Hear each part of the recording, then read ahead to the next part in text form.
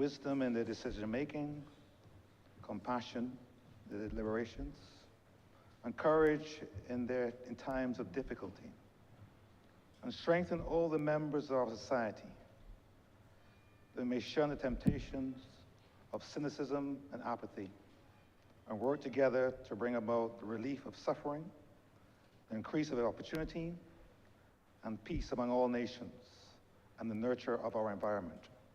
Through Jesus Christ, our Lord. Amen. Say the Lord's Prayer. Our Father, who art in heaven, hallowed be thy name. Thy kingdom come. Thy will be done on earth as it is in heaven. Give us this day our daily bread, and forgive us our trespasses, as we forgive those that trespass against us. And lead us not into temptation, but deliver us from evil. For thine is the kingdom, the power, and the glory, forever and ever. Amen.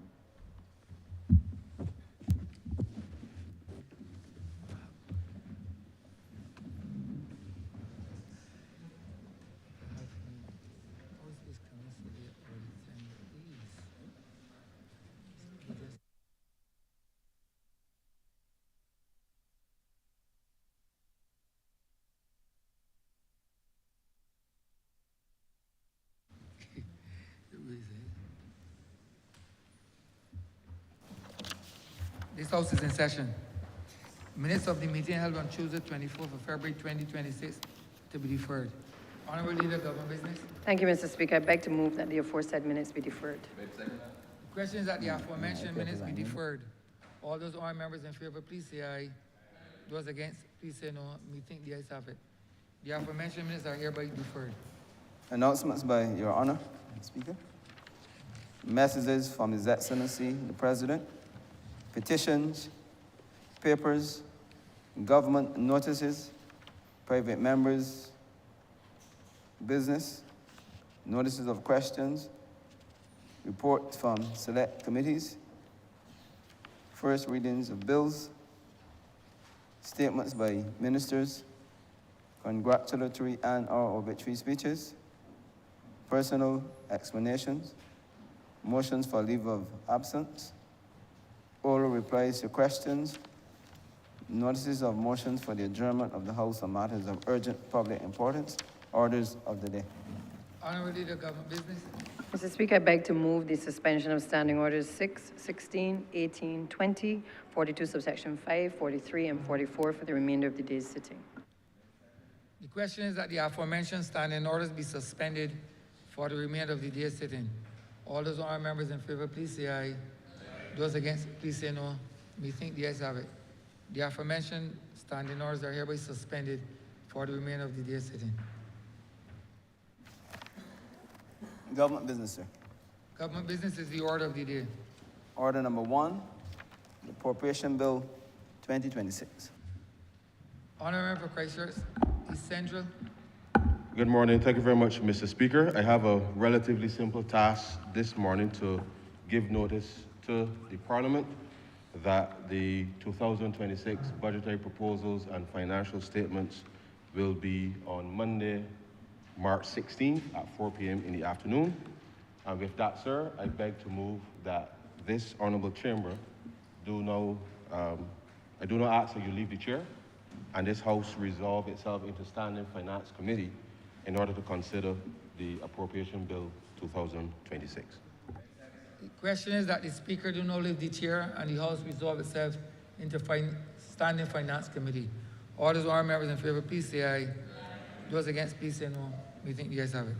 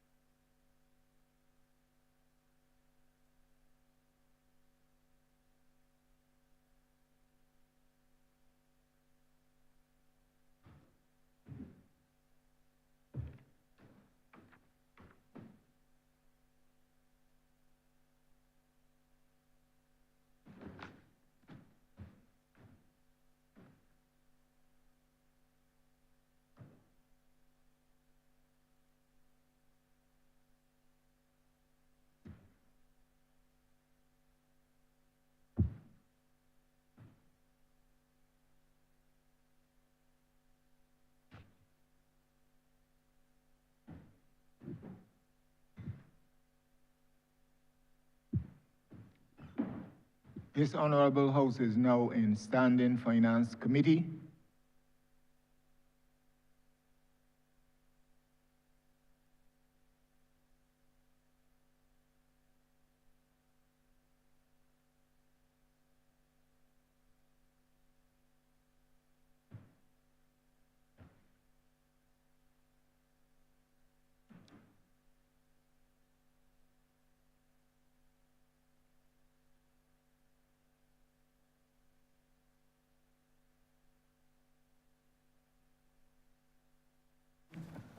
Mr. Chairman, Head 96, Ministry of Educational Transformation, in the amount of $289,649,114.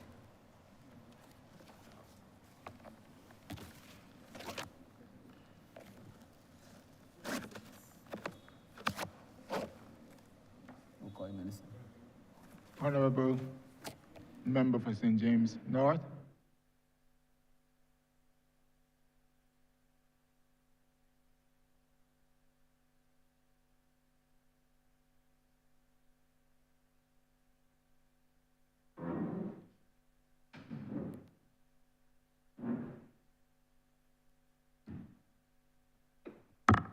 Thank you, Chair. I beg to seek the leave. Sorry.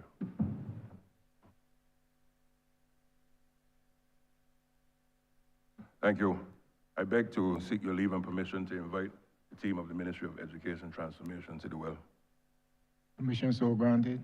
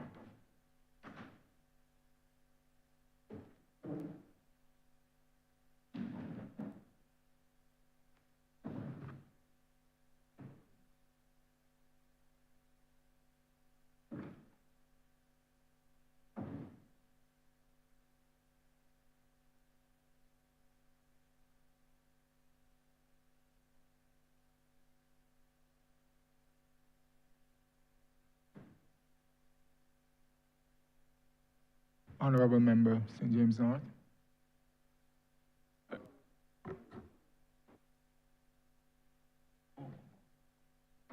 Oh, yeah.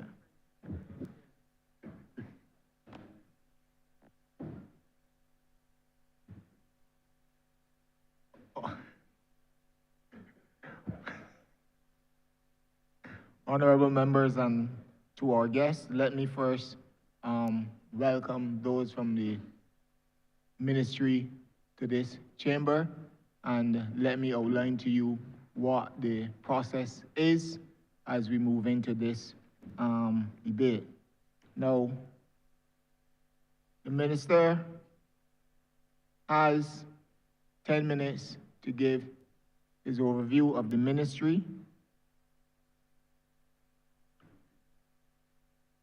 Questions are then posed by honorable members, and what happens is that you have 3 minutes within which, these honorable members I'm referring to, within which to pose your question. If you utilize your 3 minutes, your full 3 minutes in preamble and talk, then you would have exceeded your time, and then you would not proceed.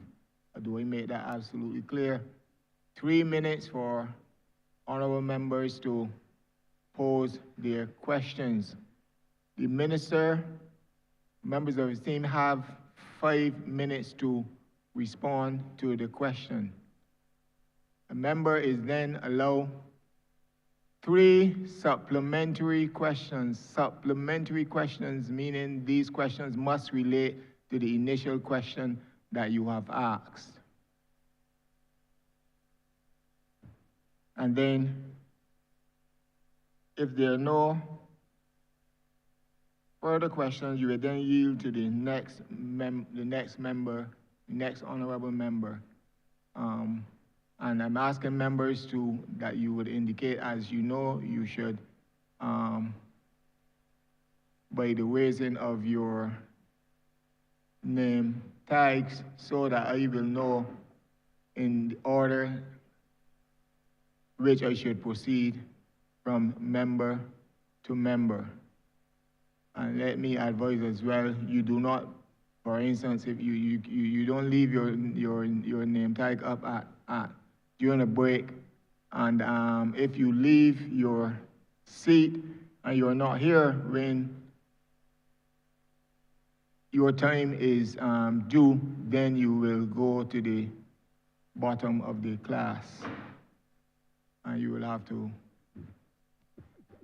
come again. So we will proceed at this time.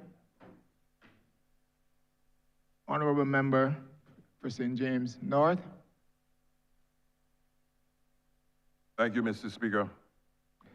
Mr. Speaker, Mr. Chair.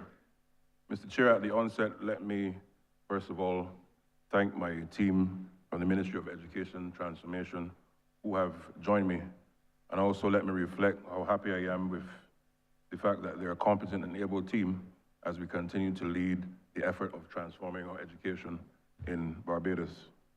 Now, Mr. Chair, a few months ago, I stood in this honorable chamber and set out a clear vision for education transformation in Barbados. One, of course, grounded in world-class standards, modern learning, and a system that serves every child. That vision has not changed. I repeat, that vision has not changed. And the urgency, if anything, has increased. Barbados is navigating a new reality.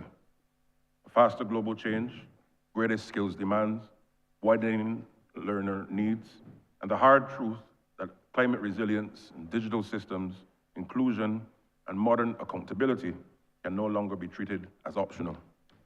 They must be built into the core of how we run education, how we teach, how we measure progress, how we support schools, and how we protect learning time. This is why our national transformation agenda is anchored in 5 strategic goals: raising student achievement, empowering educators, modernizing physical and digital learning environments, strengthening the ministry's internal operations, and updating legislative and governance frameworks to match 21st century realities. These are the goals which the ministry has clearly articulated and which this House has already been engaged on. These are not slogans, Mr. Chair, they are the blueprint for delivery.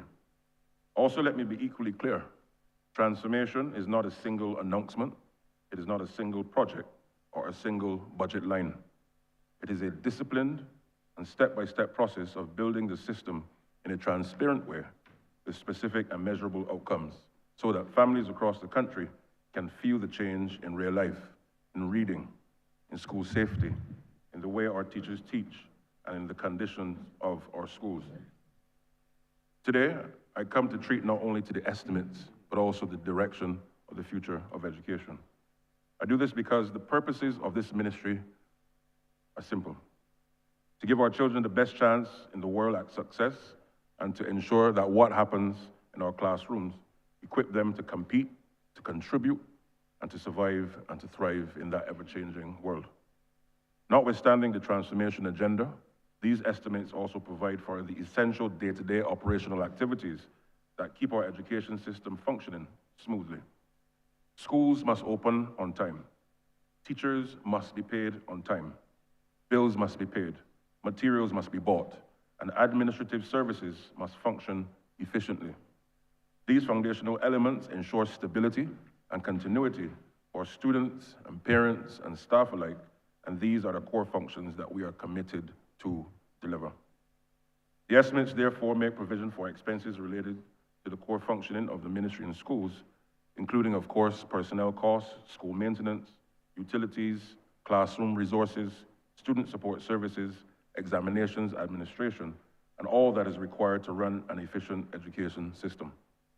A well-run system, Mr. Chair, depends on disciplined financial management, timely purchase of resources, responsive maintenance, and structured administrative oversight.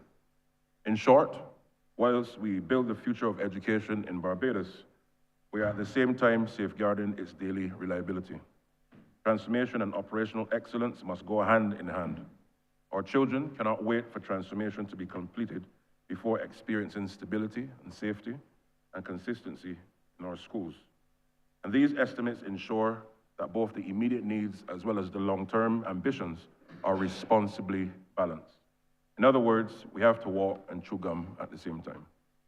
It is within that balanced approach, steady in execution and bold in ambition, that I reiterate our national goal, to make Barbados the #1 education system in the world within the next 6 years. This is our guiding North Star. It demands that we strengthen the fundamentals even as we pursue excellence at the highest level. And I remain fully confident that we have the capability, the commitment, and the collective resolve to achieve it. Mr. Chair, why are we undertaking education transformation? Our purpose as a ministry is simple and clear: to give every child in Barbados the strongest possible start in life and the fullest opportunity to succeed. When we invest in our children, we are investing in the long-term prosperity, stability, and resilience of the country. And whilst examinations and the attainment of certificates are important, education is more about equipping our young people with the knowledge and the values and the skills and attitudes necessary towards excellence so that they can build a meaningful and prosperous life, contributing productively to our country. We are committed to nurturing students who are not only confident and academically capable, but disciplined in their conduct, respectful in their interactions, and responsible in their choices. Our schools must cultivate young people who understand the value of hard work, integrity, and perseverance. And at the same time, and importantly, we must ensure that they are socially and emotionally aware. They must know how to say please. They must know how to say thank you. I am sorry. They must also be able to manage their emotions, resolve conflict constructively, show empathy, work collaboratively with others. These qualities are just as essential, and I repeat, these qualities are just as essential as academic achievement in shaping strong citizens and future leaders. Equally, we must prepare our students to compete and collaborate on the global stage. The world our children are entering is interconnected, technologically advanced, and constantly evolving. They must be able to adapt, to be digitally competent, creative, and confident problem solvers. When we deliver on this, I repeat, when we deliver on this, we will not only produce graduates who can thrive anywhere in the world, but citizens who choose to apply their talents here at home, strengthening Barbados's economic, social, and cultural prospects for generations to come. Mr. Chair, what have we been doing, and how have we been laying the foundation? Over the past 2 years, and even more so in recent months, the ministry has been putting in the work to lay the foundation for delivery so that the implementation is not fragmented and progress is not limited to pockets of excellence.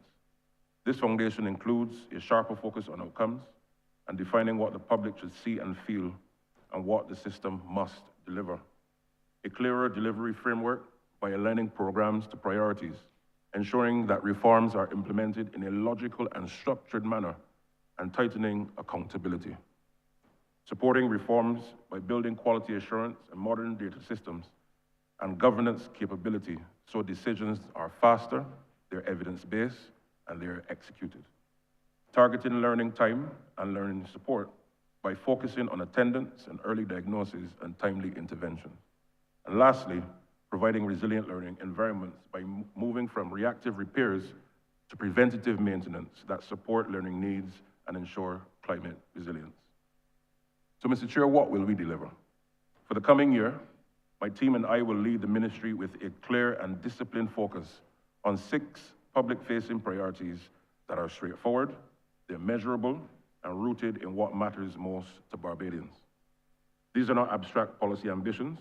They are practical results that parents should be able to see and feel and experience in their children's daily school lives.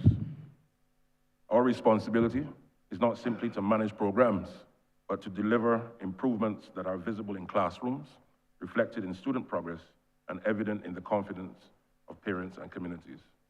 And therefore, firstly, we will focus on the whole child. Education is not only about academics, Mr. Chair, and vocational training. We will do this by creating a space within the curriculum for social and emotional learning, by nurturing and shaping the values and attitudes, giving them skills, because this will get them ready to do whatever they need to do in life, and to be trainable at all stages thereafter. Secondly, and importantly, we will return and strengthen the foundation of every child by ensuring that they can read, they can write, they can understand, and compute at expected levels. We must ensure that no one can trick them in life. Honourable Literacy- Minister, you have 2 minutes. No problem. Literacy and numeracy are non-negotiable building blocks for national development. And from December 2026, we have set the target for ensuring that everyone can do so. Thirdly, we will give students a fairer and more meaningful pathway to success by changing what we teach, how we teach, and how we measure performance. So, so this is how we teach, and therefore not just a talk and talk alone, but new modern ways to engage the child into learning. This also means not just the common entrance as we knew it, but continuous assessment and exams, both which are used in today's world, but continuous performance now has a wider acceptability globally. And you recall, Mr. Chair, that as of September this year, Class 3 students will have their performance measured and recorded, along with their Class 4 marks, to constitute 50% of their marks for exam, and they will take May 2028, so that the children entering secondary school in September 2028 will not be doing so on the basis of a one-shot common entrance exam, but a mixture of continuous assessment and common entrance. And the methodology for how they enter school will also change, with 50% coming from the catchment and 50% outside. Fourthly, we will fix and modernize our schools. We must continue to make them safe and attractive and resilient. Our learning environments must be welcoming, attractive, and digitally enabled so as to withstand bad weather. We must always bear in mind that our schools are shelters, and therefore we are building and refurbishing with this in mind. I'm happy to also report that we have refurbished 66 primary schools. During the course of the summer, we will also be refurbishing an additional 35 this year. What is noteworthy, Mr. Chair, is that the work done on our schools no longer happen only during the summer, but we are now doing so on weekends and bank holidays and throughout the year to ensure that we can modernize all of our schools at scale and at pace. Fifthly and importantly, we will ensure that our students have the best possible leadership and teachers and support staff that we can offer, so as to ensure that the continuous training and resources that they all need are available. This is a priority for the ministry. And the sixth and final point, we will hold everyone accountable. The ministry, school leadership, teachers, students, boards of management, our partners, of course, in PTAs and unions, and all partners alike. Transformation, Mr. Chair, is an all-of-country effort, and excellence must be shared responsibly, and therefore, once we get this done, we can deliver. So when does this begin? I'm pleased to report that it has already begun. And for the last 2 years, we've been building deliberately and strategically. And therefore, this exercise for us is really about sharing with the country how we're going to continue on building on transformation, whilst at the same time ensuring that we can deliver on rolling out education for our people for generations to come. Mr. Speaker, these estimates support a disciplined national build, starting with the foundation first, and then scaling so that every child in every community benefits from education transformation. And I therefore ask this honourable chamber to support as together we secure this nation's future. Thank you.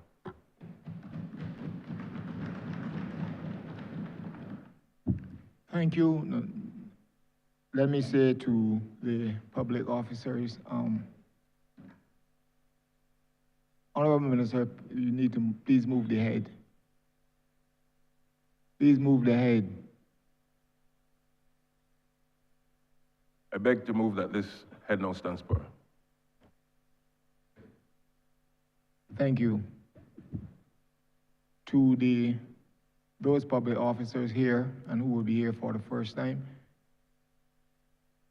when you are, if a question is posed to you or it is deferred to you, you would ask that you give your name and the position you hold within the ministry at the outset when you start to speak.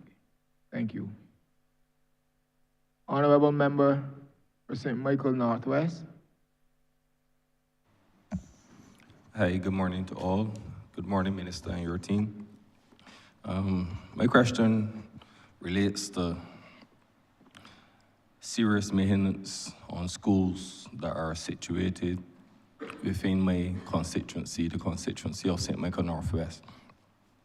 Last year, I had, to face a situation in relation to rats at Deacon's Primary School. This is a situation that, honestly, I think could have been avoided through the ministry in the past.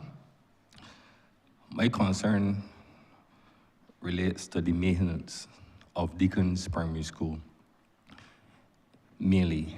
Also, the maintenance of St. Stephen's Primary School, as well the maintenance at Eagle Hall Primary School. And I really would like to know, during this financial year, because one thing that I can say is that in the past, maintenance was scheduled on some of these schools, and then it was pushed back for whatever reason. But what I would like to know is, during this financial year, what plans the ministry has for these schools that are situated within my constituency. Thank you, Honourable Member. Let me first start by sharing with you that, as I would have indicated just now in my opening, the ministry has a very aggressive program with respect to the maintenance of schools. Before, the majority of the work done in our schools, particularly through refurbishment, would have been done throughout the summer period. But we've made a very decisive decision that this must continue not only in summer, but throughout the years. But suffice it to say, what we must now do is to ensure that that schedule is maintained. And two, what you're going to see and continue to see, inclusive of the schools that you've just mentioned, is a continued rollout to ensure that our schools are fit for purpose. Because invariably what's happening, we have to refurbish the schools whilst at the same time allowing for teachers and students to go in and to be able to receive tuition. But we've learned from throughout the years that it can't be done only throughout that 8-week period in summer. And what the team in the ministry who leads the refurbishment effort has been doing is to ensure in bank holidays, in vacation period, in Easter, or whenever schools are closed, that we can go in and come out and do what is necessary. But I also want to invite the head of our technical management unit team to also treat to the issue with respect to those three schools and what will be happening this financial year with respect to Deacon's, St. Stephen's, and Eagle Hall. Good morning. Name is Wayne Baker, Director, Education Technical Management Unit. With respect to the specific question asked, the Honourable will be happy to know that all three schools are due to get major work undertaken during the summer recess. The Eagle Hall Primary School forms part of the Skills for the Future project, and the other two, St. Stephen's Primary and Deacon's Primary, will be having major work done during the summer period under the Education Technical Management Unit. The tender in relation to the work for the Skills for the Future is out already on bonfire, and the ones for St. Stephen's and Deacon's, along with others, will be going live tomorrow with the closing date of March the 25th. And this is to ensure also that we can start the process early and get all the work done that we need to get done before the start of the 2027 academic year. Along with that, we have some plans to do some other work even before that, especially at Deacon's during the Easter period. We put in a set of new louvers in the northern block on the ground floor. We have some we are going to put in on the upper floor as well. But apart from that, during the summer, major work will be done at Deacons as well as St. Stephen's, and like I said, Eagle Hall under the Skills for the Future project. Thank you.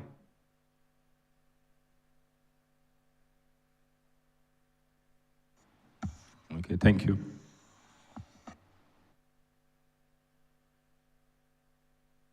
If I can also add to that, Honourable Member, as I would have said in the introduction, over the last year or so, the ETMU team has been able to refurbish 66 of our schools across the country. This, of course, is a remarkable achievement, but we're not going to rest on our laurels. And as I said, in summer, 35 schools are going to be done so as to ensure that we can continue to refurbish. But what is also happening, in addition to refurbishment, part of the transformation now requires us to now look at new modes of how schools are built. And I want to give an example of the Wilkie Cumberbatch School. What the country will now see is new modes of how classrooms are structured, because we're moving away from the chalk and talk type of model. And therefore, the model will now allow for people to have classrooms which are, one, more comfortable, two, not just resilient, but three, allowing for students and teachers to engage in a new way that is now fit for purpose for how we want to ensure that people can learn in the best possible way. So at the same time, yes, we're refurbishing, but we're also building out what the future of schools look like in the country. And this, therefore, allows for us to set in motion, because what's happening? Our school plans are between 50 years old to 200 years old. So I always liken it to having to live in the house whilst at the same time trying to refurbish it. You still have to get up, you still have to make breakfast, you still have to have your shower. But at the same time, the workmen are still there doing what needs to be done. So I want to publicly commend the team for the commitment that they have, but we will continue in earnest, and we're not going to rest on our laurels, because every school in this country, including, of course, your constituency, must be able to now see and feel even further what we're looking to do with respect to transformation. Okay, thank you. Honourable Member for St. Peter. Thank you very much, Mr. Chair. Allow me to, by way of a very, very brief preamble, because I heard your comment, to commend the minister and his team for work done so far and for being here this morning. The question I have relates to an issue that has been brought to my attention repeatedly as I interact with members of the social partnership, and particularly when I chair the subcommittee of the social partnership. It has to do with the role, the function, the ability, and sometimes the awkwardness of the relationship between trade unions and their representatives and those who occupy the position of Secretary-Treasurer in our secondary schools. I can also say that I have noticed it from personal interaction as well. And my question to the minister and his team is, what is the role of the Secretary-Treasurer and what type of supervision do they get from the ministry? And the reason why I'm asking this question is because schools are not only educational institutions. They're primarily educational institutions, but they're oftentimes they're places of business because there are contracts awarded. That is also a concern. There are also institutions that have significant labor management responsibilities. And so it is necessary for us to understand exactly the role and what type of supervision there is in place. The challenge that is identified has been identified to me and to others, particularly at the social partnership level, has to do with the fact that there is often seen an intransigence. To use the term that somebody has used to me before, there are small p popes in the school system. And so I'll ask the minister and the ministry to explain, shed some light. And because there are obvious challenges indicate to us how these are going to be addressed? Because I know that this is not the first time that they have heard about these. Thank you. Thank you, Honourable Member. Let me start by saying part of what we're now required to do, and we've already started, but we will move in earnest, is to look at the governance model of our schools, and in particular, this respect, secondary schools. Now, of course, secondary schools are run by boards, and on a day-to-day basis, there's the principal and there's the secretary-treasurer. But part of that transformation now requires us to look at the training of all who administer leadership in our schools, in addition to the secretary-treasurers. And what must now be clear is that as we go forward, the roles must not be seen in silos, and as you suggested, little kingdoms, but working hand in hand to ensure that we can deliver what is best for our children, ensuring that operations at the schools are seamless and efficient, and therefore allowing us to deliver what we want. But I will also invite our Permanent Secretary, P.S. Bell, to also treat to the question. Good morning, Kim Bell, Permanent Secretary, Ministry of Education Transformation.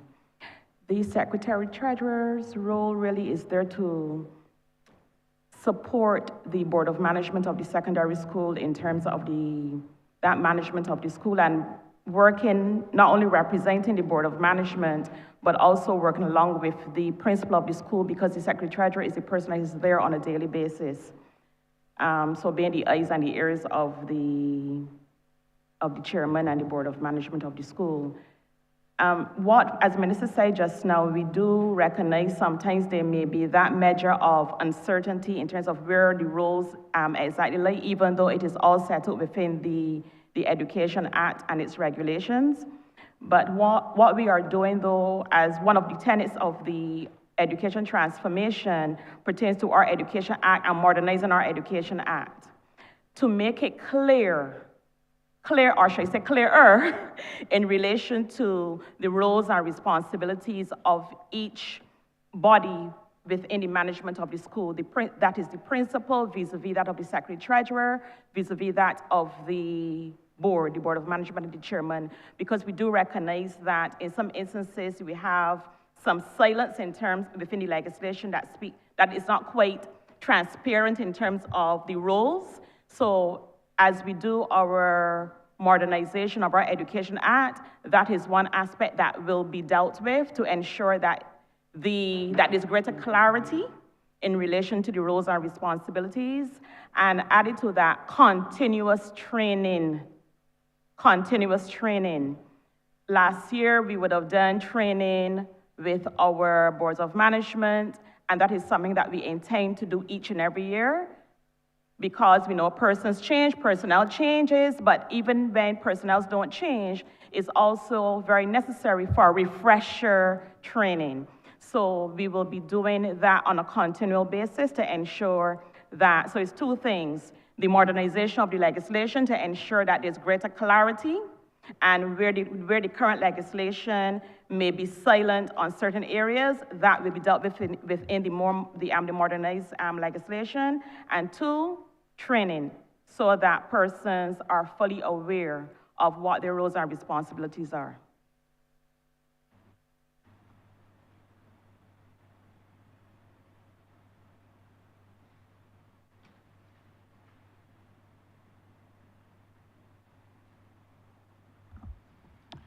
Thank you very much for the responses. In terms of follow-up on the original question, I heard mention of two things. One is the training for the boards, and I'm aware that that took place, and I commend the ministry for its work in that regard in terms of training the boards. I am aware, because it was the ministry responsible, that Ministry of Education was far ahead of many other ministries with respect to organizing training and making sure that all boards participated. Now, I'm also aware that secretaries, treasurers were not involved in that training, as far as I'm aware. They were. So my question is, until the legislation makes clear what may now not be clear, what is going to be happening? What is happening in the short term? Because I do not get the sense that after that training, the secretaries, treasurers are clearer in terms of their own roles and where their responsibility stops, or where the authority stops? In addition to the training that you mentioned, the ministry would have done additional training in September with the boards again, as well as the secretary treasurers. So on each occasion, the secretary treasurers were involved in the training. But there's also the measure of accountability. Because as you do know, in every single job, every single vocation, there are persons who will do as required, and there will be those who will not do as required. And there will have instances where we are so accustomed to doing something that it takes a bit more coaching. And that is what we do. Because we always have that continuous dialogue and coaching to provide persons with or to allow persons to know in terms of what it is that is required of them. So when we have that relationship with our secretary treasurers also. So even outside of the training that takes place, when there is a matter that needs to be dealt with, we speak to the chairperson. We also go directly to that secretary treasurer to give them guidance and advice. And it happens on the other way as well, where they also come to us as well. So it is a work in progress where we continue to work with our boards of management and our secretary treasurers to ensure that what we need from them, that we are getting from them. Thank you very much. So just a closing comment.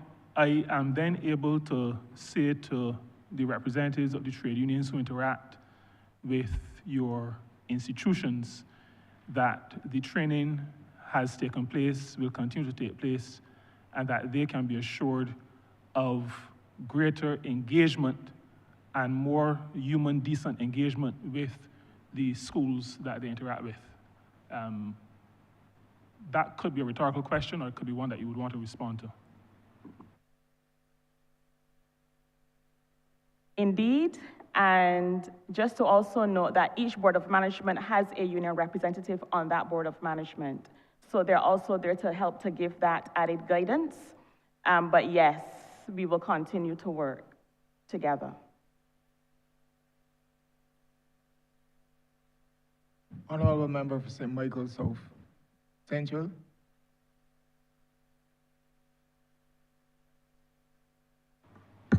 Thank you very much, Mr. Chairman.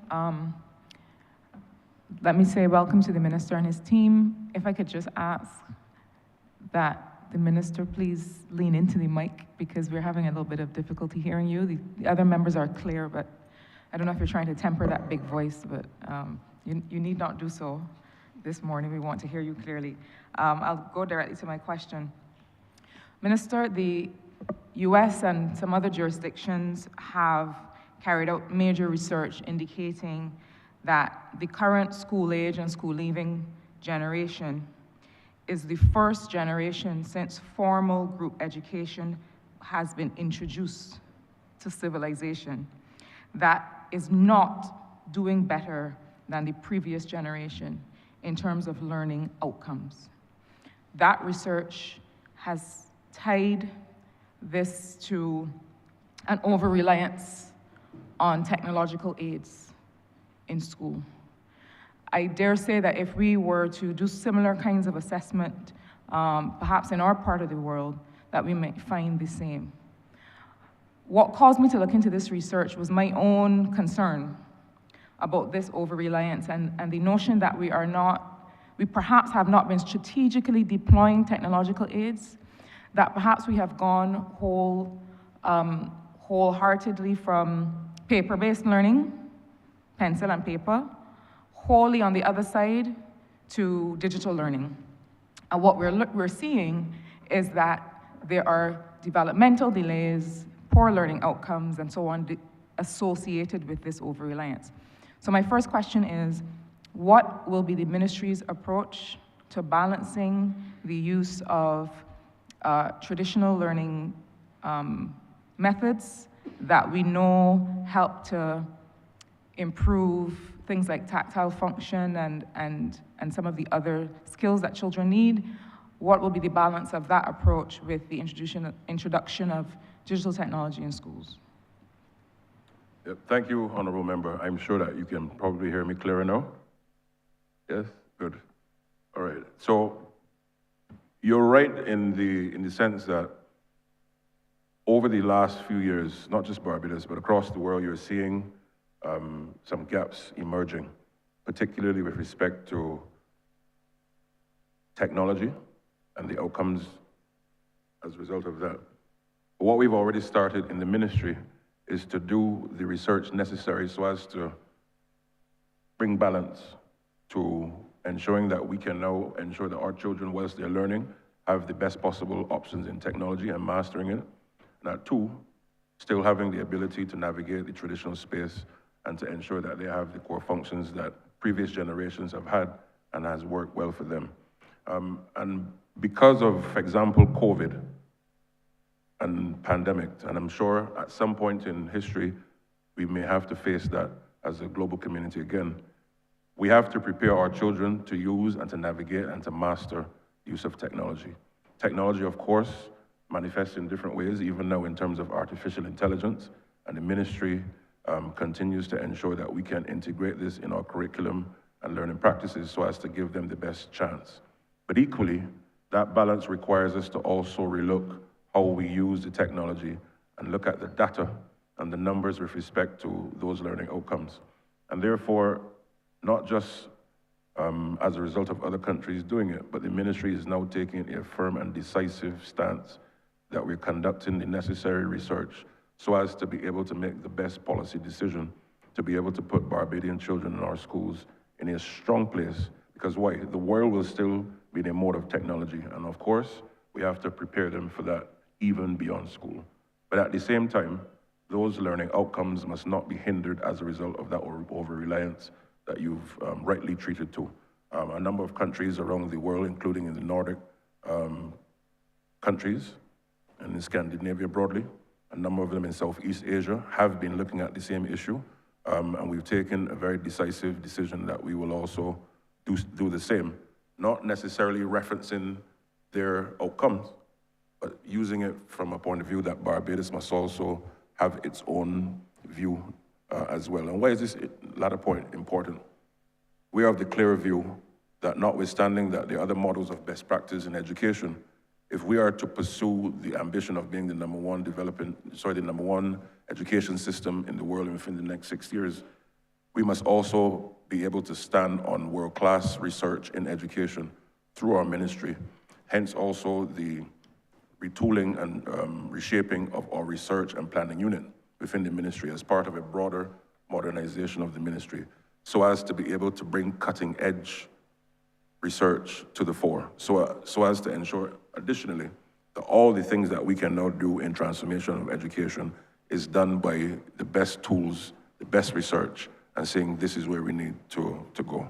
But I also like to invite our Chief Education Officer and our team to treat to this. Thank you very much, Minister. Ramona Archer-Bradshaw, Chief Education Officer. Thank you for the question, Honourable Member. There is indeed a concern worldwide about the over-reliance on technology. One thing, though, that we cannot get away from is the fact that our world is technologically advancing, and there's a need to expose our children to technology. But in Barbados, we say too far east is west. So while the other countries are looking at over-reliance, we are nowhere near over-reliance as a small country. We are exposing our children to digital tools. We're teaching them how to use these tools responsibly. We are also mixing this with play-based approaches to learning, where our younger children, of course, will learn to develop certain motor skills. They learn to catch balls, they learn how to hold a crayon. You know, they learn all of these skills that will help them to build the foundation that is required for lifelong learning.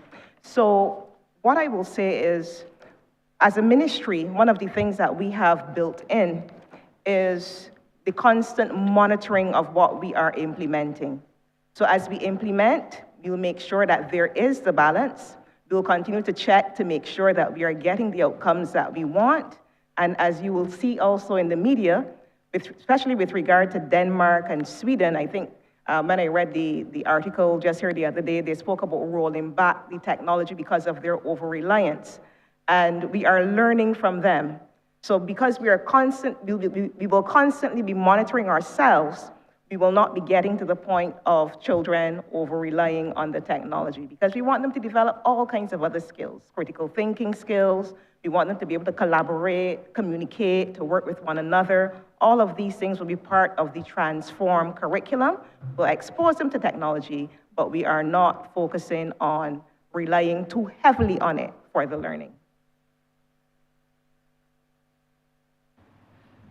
Thank you. By way of follow-up, in your responses, you made quite a bit of reference to ongoing assessment and learning from what you're implementing. And so my first follow-up question relates to ongoing assessment of special learning needs in schools. And I ask this because I am aware of, over the last few years, a certain reintroduction of certain kinds of testing, certain developmental markers that you're looking for in children at certain ages. But this question was triggered by me because of a concern of a grandmother in my constituency who mentioned to me, she showed great concern about the development of her 16-year-old granddaughter, and the fact that she had reached to this stage now the question is being asked about whether a certain kind of special needs assessment needs to be done.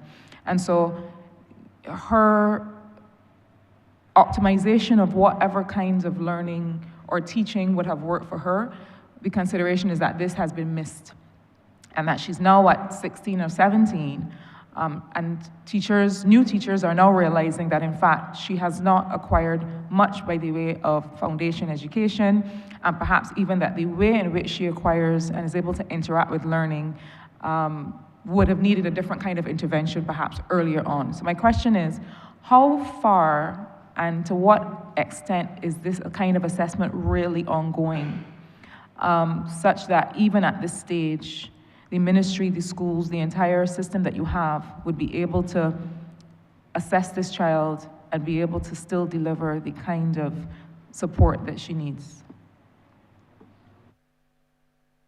Thank you for the question.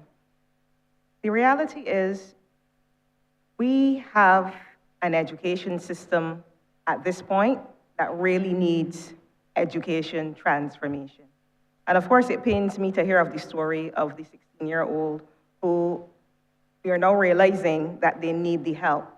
And this is the reason that we are focusing on developing, firstly, an inclusive education policy that will speak to equipping teachers with the requisite tools and the requisite training to identify children who have special education needs very, very early. We're also looking to see how we can purchase or procure certain assistive devices to help our students early on as well.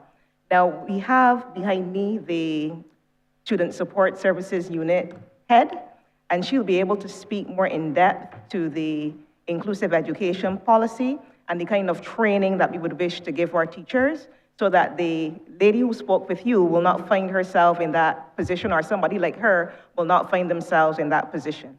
So, Ms. Kay Sargent. Thank you, Madam Chief. I am Kay Sargent, Senior Education Officer in Student Support Services. And the Chief made reference to the inclusive education policy and framework that the team of the ministry have been working on over the last couple of years. It is our intention to bring to the Cabinet and the people of Barbados a policy document which clearly will state a conceptual framework which is underpinned by principles as the Convention on the Rights of Persons with Disabilities. We've lined up the policy with the ministry's plans to improve student outcomes in schools, for children with special educational needs. We've also lined up the policy with Barbados' People with Disabilities Act, passed in 2025. And we are currently reviewing and making several recommendations. One of the things that we recognize that we need to put in place is the legislative framework, which will break down the existing barriers that may exist at the moment for students who may be experiencing some problems and create a more inclusive school culture.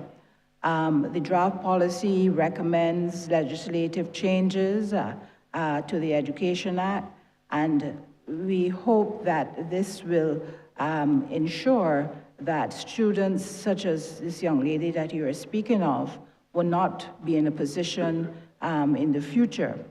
This is a part of our transformational agenda.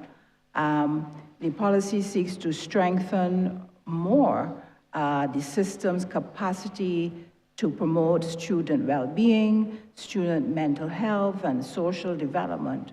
And particularly in this case that you've cited, the policy aims to state what teachers need, what kind of training teachers will need in order to put in place intervention strategies from as early as the nursery school, what intervention strategies parents can put at home, and the support personnel of which student support services will do.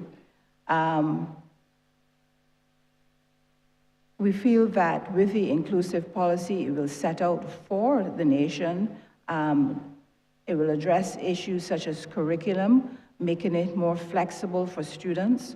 So students, in some cases, the teacher will teach the subject area, irrespective of who they have before them. What this policy aims to do is to ensure that there's some flexibility in the curriculum for students who may be experiencing specific challenges. It sets out to meet the diverse learner wherever that learner is, basically. It also includes a framework for improved access to special education provisions, which would include the gifted and the talented student. It will also dictate a more established guidelines for assessment of students. Now, in the past couple of years, we have reinforced the resources within the Ministry of Education to do assessments. It was true that we had one psychologist within the ministry, although we did outsource to private persons when we needed to have assessments. But we have streamlined that over the last 3 years or so, and we have brought on additional personnel to ensure that students who require or students who are experiencing challenges within the system, we can put in place a process of assessment, because through assessment, it will provide the teacher with what really going on with this child here, so that we could see where teachers need to intervene, where teachers need to put in place intervention strategies, teach the child from where it's at. So we're happy to really know that we've put in the resource personnel in place. So assessments did take quite a while before, but from here on in, we are anticipating that we will be in a position to determine a child's strengths and a child's weakness, and therefore plan their education.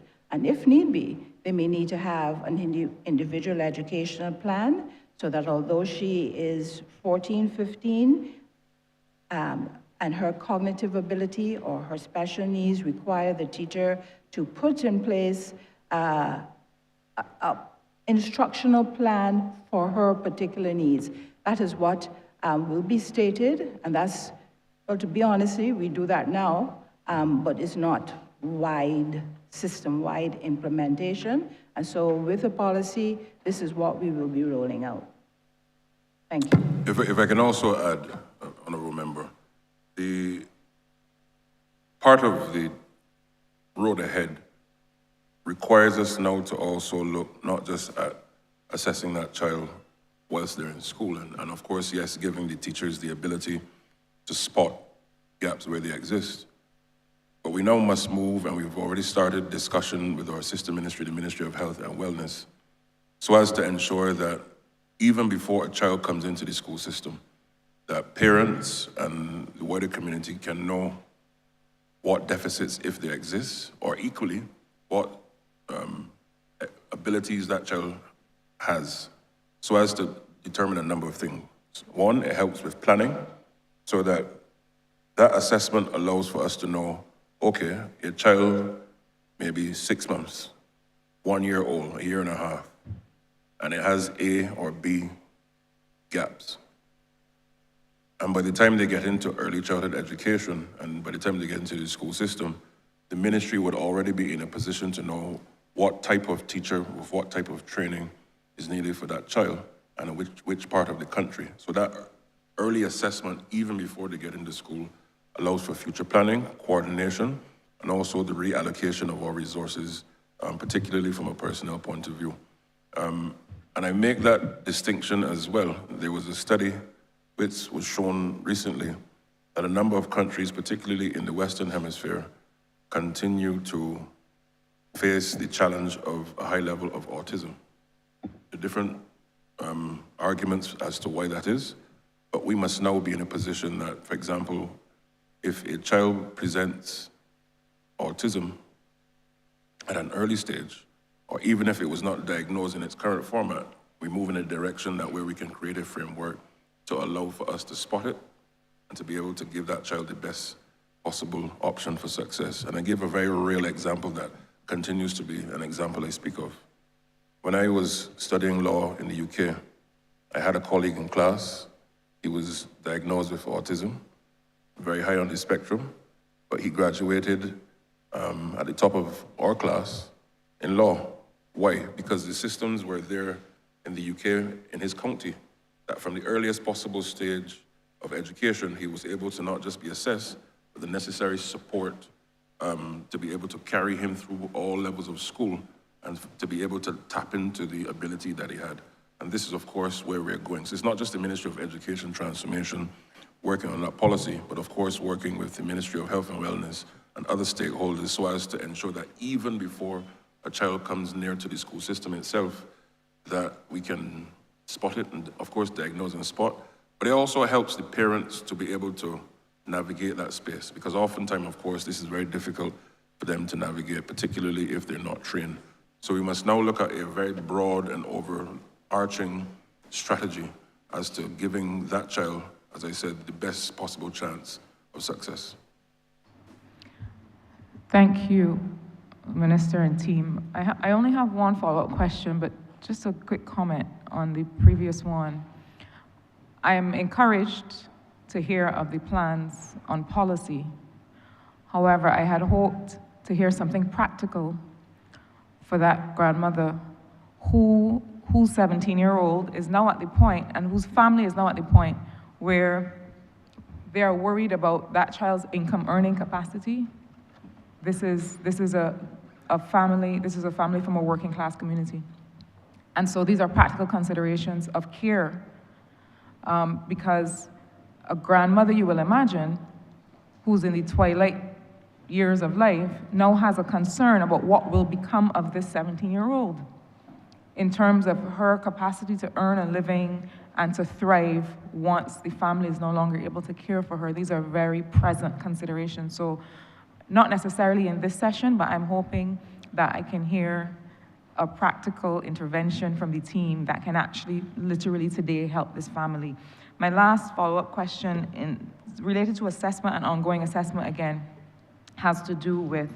Honourable Member, I thought I heard 3 follow-up questions. This is my second follow-up question. So, from my recollection, Honourable Member, you have No, I have them numbered, 1, 2, 3. This is only my second follow-up.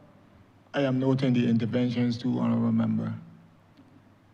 However, you may proceed. I but appreciate this that, is it. Mr. Chairman.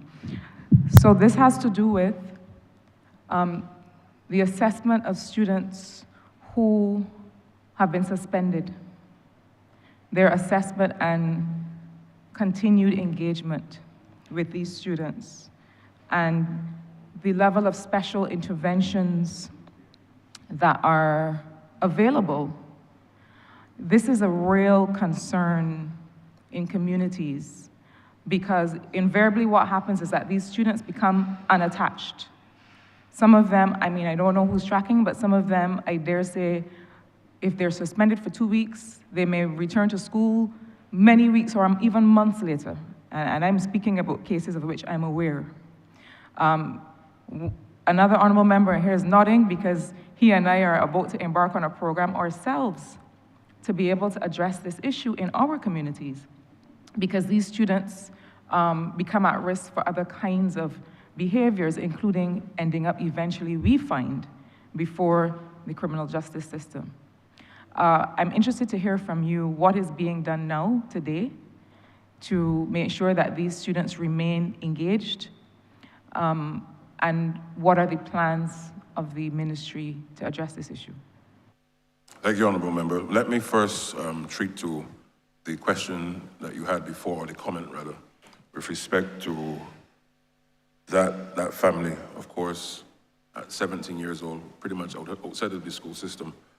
Part of what is happening, as you would be aware, but for the benefit of the public, is that, of course, our sister ministry, the Ministry of Technological Vocation and Training, is rolling out an aggressive adult program on a number of fronts, but in particular from the point of view of special education for those who have gone through the system and there were cracks clearly that they've fallen through, unfortunately. We must now work in earnest and are doing so as to ensure that those who have not been able to get what we expect or what was needed can now close that gap.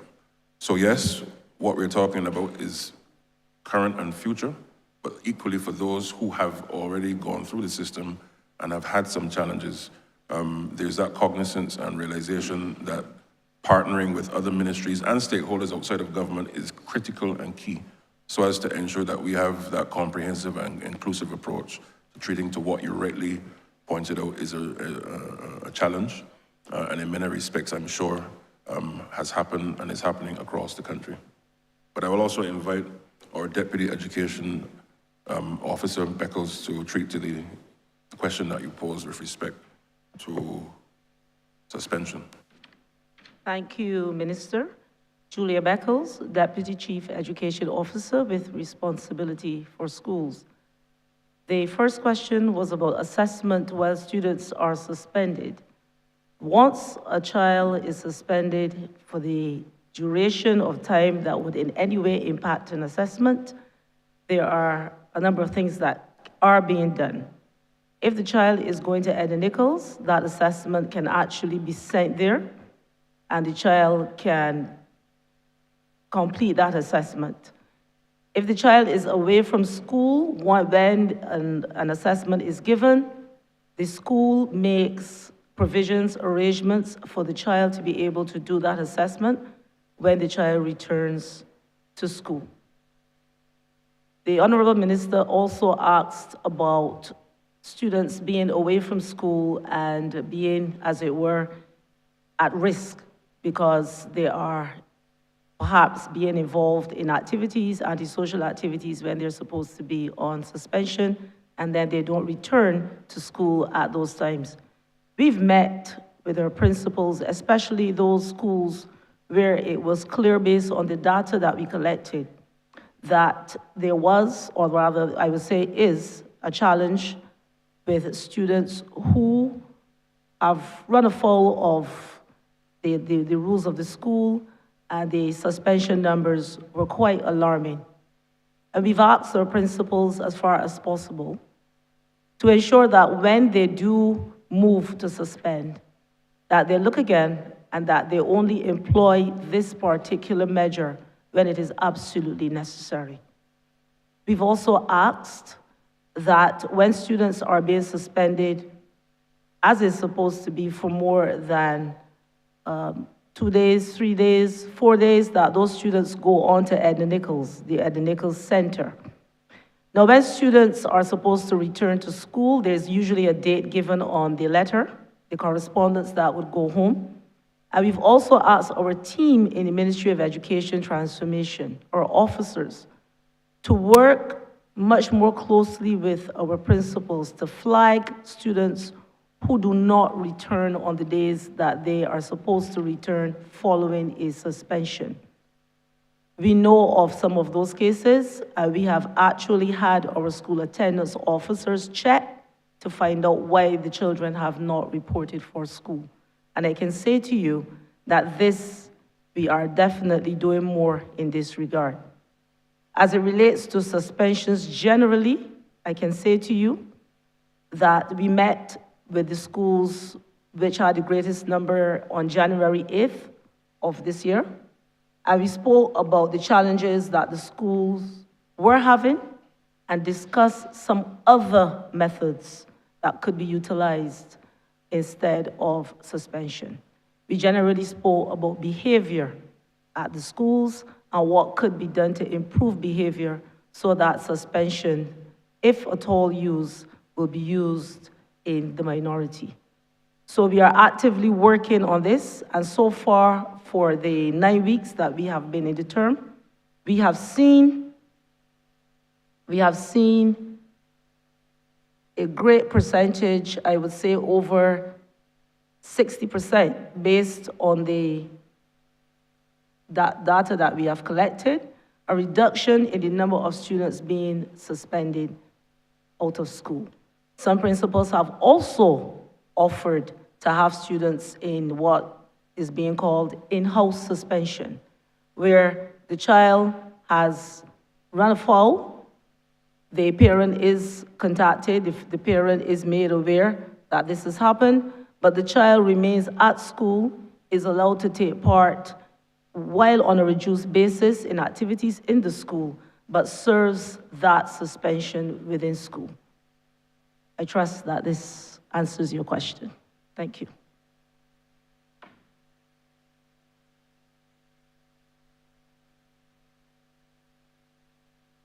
Thank you. Thank you, Honourable Member for St. Michael South Central. Honourable Member for St. James South.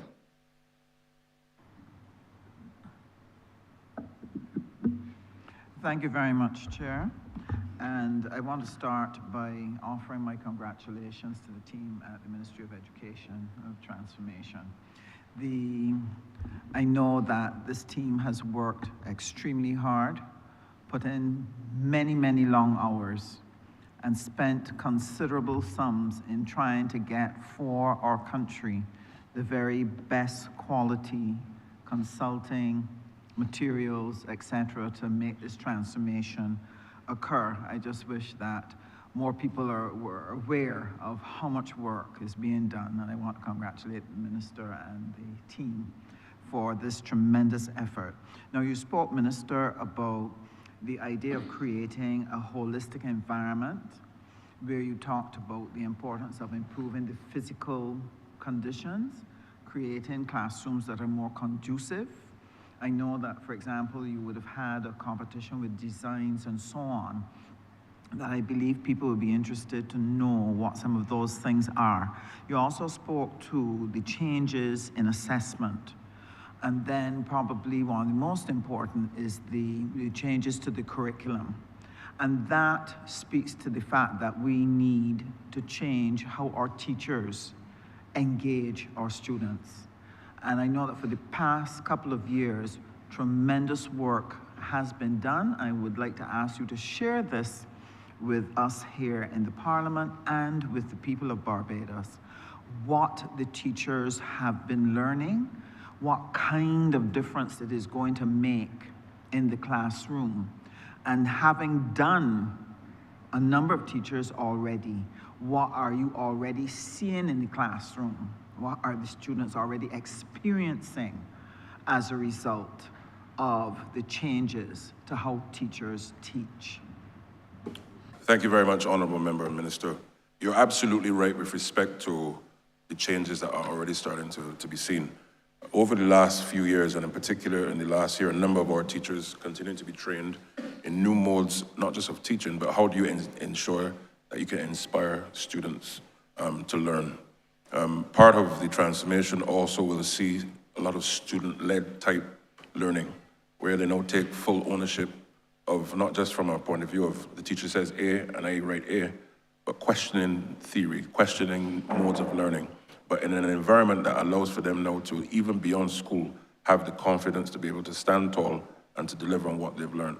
And one of the things that we've been able to do as a ministry, even before I came in this capacity, is that the ministry has been able to build some strategic partnerships, not just in Barbados and the Caribbean, but outside of the region. And in particular, Columbia University has worked with the ministry in ensuring that our teachers can receive some of the best training anywhere in the world, but in new modes of teaching. And how do we ensure, therefore, that that teaching continues to now resound to the benefit of the students in the classroom?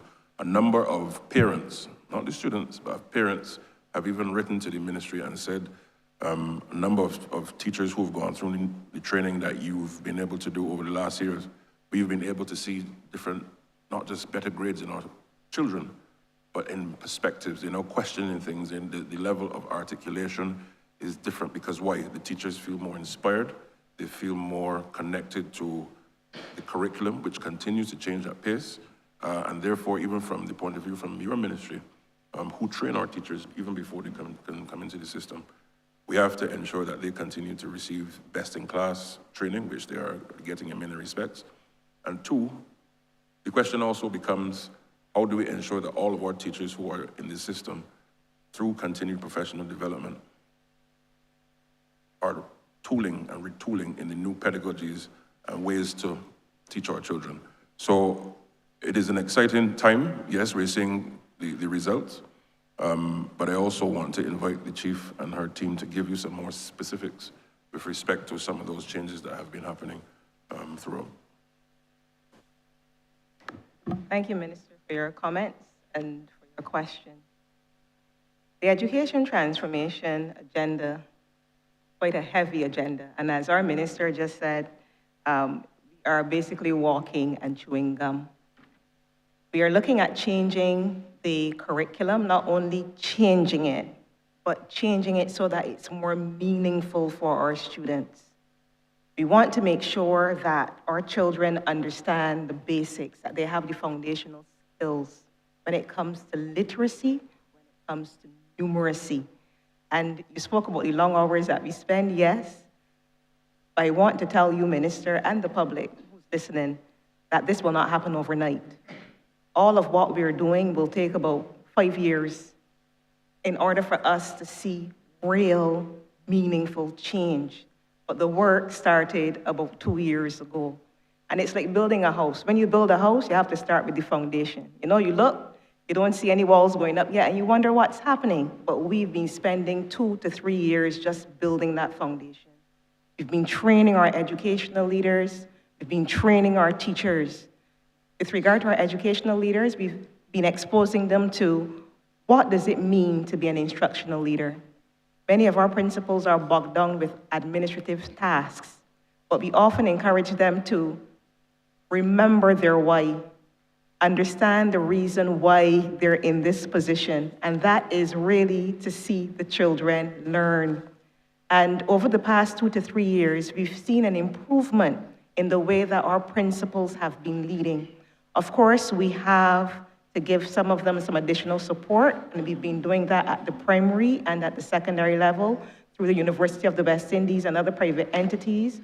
Our education officers are also going in and doing a lot of hand-holding. I'm happy to report that we have had an increase in the number of education officers who can go in and not only to monitor and correct, but to coach and to guide and to bring about the kind of school improvement that we want to see. Our teachers have been engaged in workshops dealing with project-based learning and play-based learning. And what does this really mean? It means that instead of a teacher standing in front of a group of children and telling them, what they need to know to pass an exam, The children are using questioning. You know, they're asking their teachers questions. They said, teacher, you know, well, yesterday I was riding my bicycle and I realized that this happened. This has to do with what you're teaching here. So it helps to link the learning to everyday life.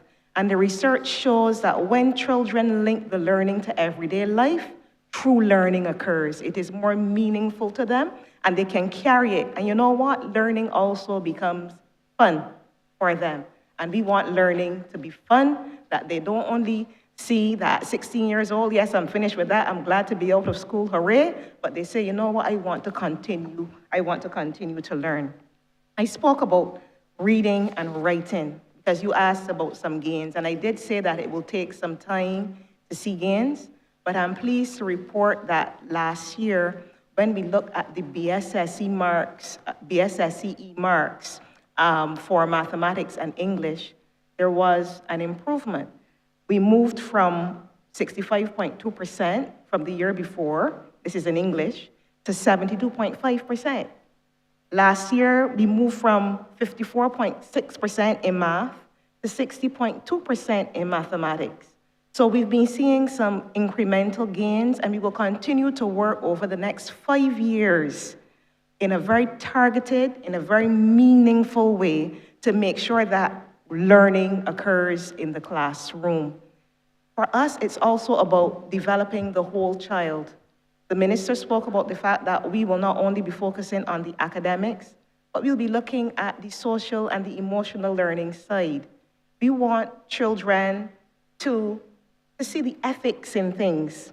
You know, to say please and to say thank you, to say sorry. We want global citizens, yes, but we want to make sure that they have what we call good old Bajan values, so that they're recognized anywhere in the world. When anybody sees them, they will say, okay, this person here is a Bajan. That is our brand. And really, this education transformation is happening through the Ministry of Education, but really it is a national transformation that we are hoping to bring about. Because when the children are at school and they're experiencing all of the things that the minister spoke about, you know, when they go home, they say, Mommy, Daddy, this is what I did today. Then the parents are interested, then you can get the kind of change that you want to see in each community and eventually throughout the nation. So yes, we've been doing quite a lot. I mean, I could spend the whole day talking about education transformation. We've been doing quite a lot, but it redounds to the mantra that we have, where we are not just teaching a subject or just teaching subjects, we are teaching students for life. Every child, Barbados. I just wanted to ask you to give, and thank you so much for that, because education transformation is exciting. And I just wanted to ask you to share what are some of the specific things that the teachers are now learning in the project-based and play-based, and how does that work out in the classroom in a way that the child learns values and that type of thing? I think there's some innovative ways that y'all are teaching that, using those approaches. So if you could help us and educate us. Thank you very much. In terms of the project-based learning, some of our teachers across the system are already utilizing it. But what it basically entails, it speaks to a shift from the talk and chalk that happens in the classroom, where our teachers are just preparing our children to pass an exam. It allows for our children to, as I had said before, to ask questions, to link their learning to everyday life. They will see how the science connects to the business, how the business connects to the English, how the English connects to the math. You know, for example, you may have students asking the question, how do I get rid of the seaweed from off the beach? That's a simple question, but that calls for a lot of research. They have to determine, how did the sargassum seaweed get there in the first place? Okay, now it's here, how do we remove it?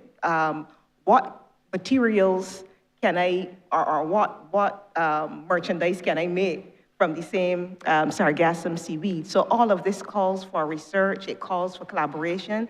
They might have to write letters to the Ministry of Environment, so you can test the letter writing skills there. So really, it allows the children to demonstrate what they know and what they're able to do in real life settings. And the teachers, there are teachers across the system who are using it more so after having been exposed to the project-based learning workshops. And this indeed will contribute to creating the kind of citizen that we want.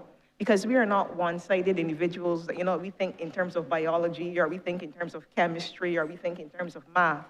Everything that we do is very interconnected. And in teaching in an interconnected way, it helps our children, therefore, to navigate life in a more interconnected, problem-solving, purpose-driven way. Thank you very much. And my last follow-up question, in terms of, we talked about the holistic environment, the infrastructure assessment, and curriculum.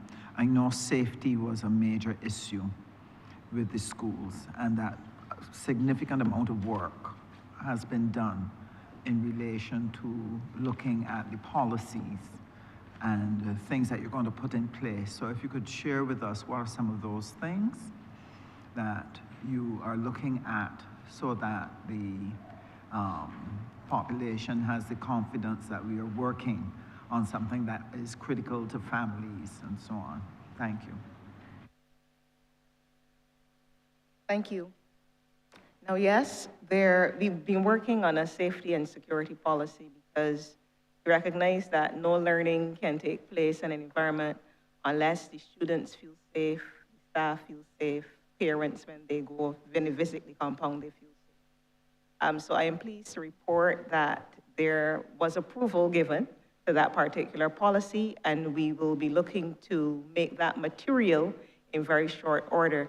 I will call on the Deputy Chief with responsibility for schools, who has responsibility for ensuring that it goes out as it should. Thank you, Madam Chief. While we wait on the policy, we have put in place some protocols in all of our schools, and some of these protocols begin right at the gates as it relates to security.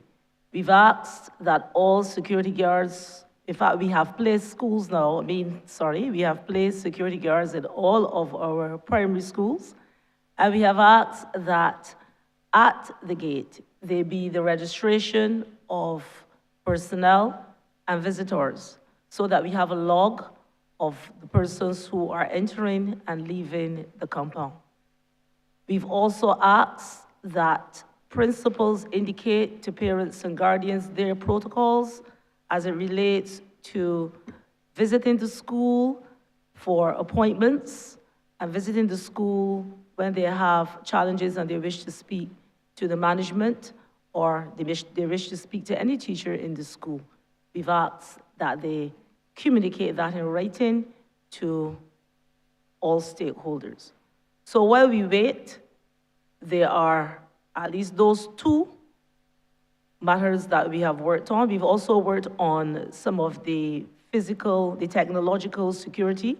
There are some schools where we were having some challenges with break-ins, and they, as part of their school improvement plans, I've asked the Ministry of Education to support them, and we have done that readily because we understand that we need to have safe environments for all who work and study there. As it relates to situations that occur, for example, environmental hazards, sometimes we have challenges with fires, and we have smoke emanating from fires and schools being engulfed in smoke. While we are aware that the core function of schools is teaching and learning, we are also very mindful of the fact that our teachers, our support staff, and our children must operate in a safe environment. And the Ministry of Education Transformation has moved with haste whenever we have been contacted as it relates to the school environment being impacted in any way to ensure that we evacuate our students and our staff from those environments, and that we deal very frontally and very, very summarily with whatever is causing the challenge. As it relates to the fires, we have a wonderful relationship with the Barbados Fire Department, Fire Service. And anytime we get information that there is even the smallest sighting of a fire, we are able to be in contact with them. They respond, but while they are responding, we are also responding because we understand that it only takes a few seconds for persons to feel the effects and that everybody's tolerance level is different. So that is another area of safety. We are also working on the school's responses to fire and other hazards, in the sense that we have asked them to be very proactive in having drills. What we have done now is we have sent information to all of our schools, and we've asked them that when they're having a drill, they need to let us know a week in advance. And what we do is that we take that information that has been sent to us, we peruse it, and if there is any need for additions, if there's need for an upgrade, if we think that they need to partner with, for example, the Barbados Police Service or any of the other entities to make sure that what they're doing is of the best quality, we invite them to do that. And we saw our drills. We know when there's going to be a drill, and the other reason for knowing that is so that when Barbadians, and Barbadians are very concerned about what happens in our schools, that when they see large number of students outside of a school, they don't panic and want to know what is happening. I believe, rather, that something really untoward has happened. We've also asked our principals to indicate to parents and guardians when it is likely that there will be a drill. So those are some of the other areas of safety that we are working on while we wait on the plan. We are not waiting, we are actually working. Thank you. Thank you very much, and I'm very pleased to hear that we're making progress in all these very key areas. Thank you, Minister. Yeah, thank you, Honourable Member. If I also can jump in there, a number of things have been happening on this front of safety in our schools. One, of course, all schools now have a health and safety committee. Yes, the ministry retains the oversight and regulatory framework for that, but it is important that schools have a sense of ownership in that day-to-day operation of health and safety. But as we look broader at health and safety itself, it also goes down to the things and the protocols now that the chief and her team have been working on with respect to the use, for example, at the secondary level and also primary, the use of chemicals, the storage of chemicals, so as to ensure that should you come into contact with them, it minimizes risk or ensures that it is not affecting anyone. First aid training for all of our staff so that should there be an emergency that requires that skill, it is there until a first responder can get to the school. Additionally, what we're also looking at too is what we call safe zones, working now with our sister ministry, the Ministry of Transport. Why is that? When you drive into a space of a school, regardless of where you are in the country, pedestrians and drivers alike, motorists, must be able to discern ahead of time that we're coming into a space where school children are and teachers are. And therefore, the intent is that whether it be paint on the road saying school or school zone, or a sign visible to motorists and persons coming in, similar to how you drive in front of the hospital, and you know it's a quiet zone, and therefore your conduct must be shifted accordingly. The direction that the ministry is taking, working with the Ministry of Transport, is to ensure that all schools have that same framework. So with respect to noise, with respect to the adequate speed of vehicles, and also things like schools on a highway. Even in my own constituency, Gordon Greenwich Primary comes as a very classic example. It is right on the highway, the fence. But Lord forbid, should something happen, we now have to make sure that we can create a space where even the perimeter is protected, given the high velocity of vehicles going forward. So that's the kind of safety. And then lastly, it's not just about the safety of persons coming into the school and the threat bearing somebody coming into school and doing something untoward. Given that we're now moving and have moved in the digital environment, digital safety is also key. and giving the teachers and students and the parents as well that training and support so as to ensure that our children are protected in a way that does not cause any harm to their safety as they engage in their tuition whilst online. So it's a very, very comprehensive exercise that we've embarked upon, but the work continues, so thank you.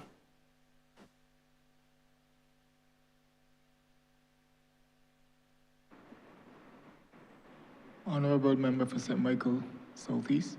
Thank you, Mr. Chairman. I beg to move that you do now report progress to His Honor the Speaker and beg leave to sit again. Beg to second it.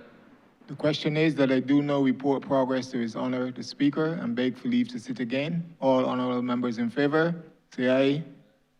Honourable members against, say no. Methinks the ayes have it.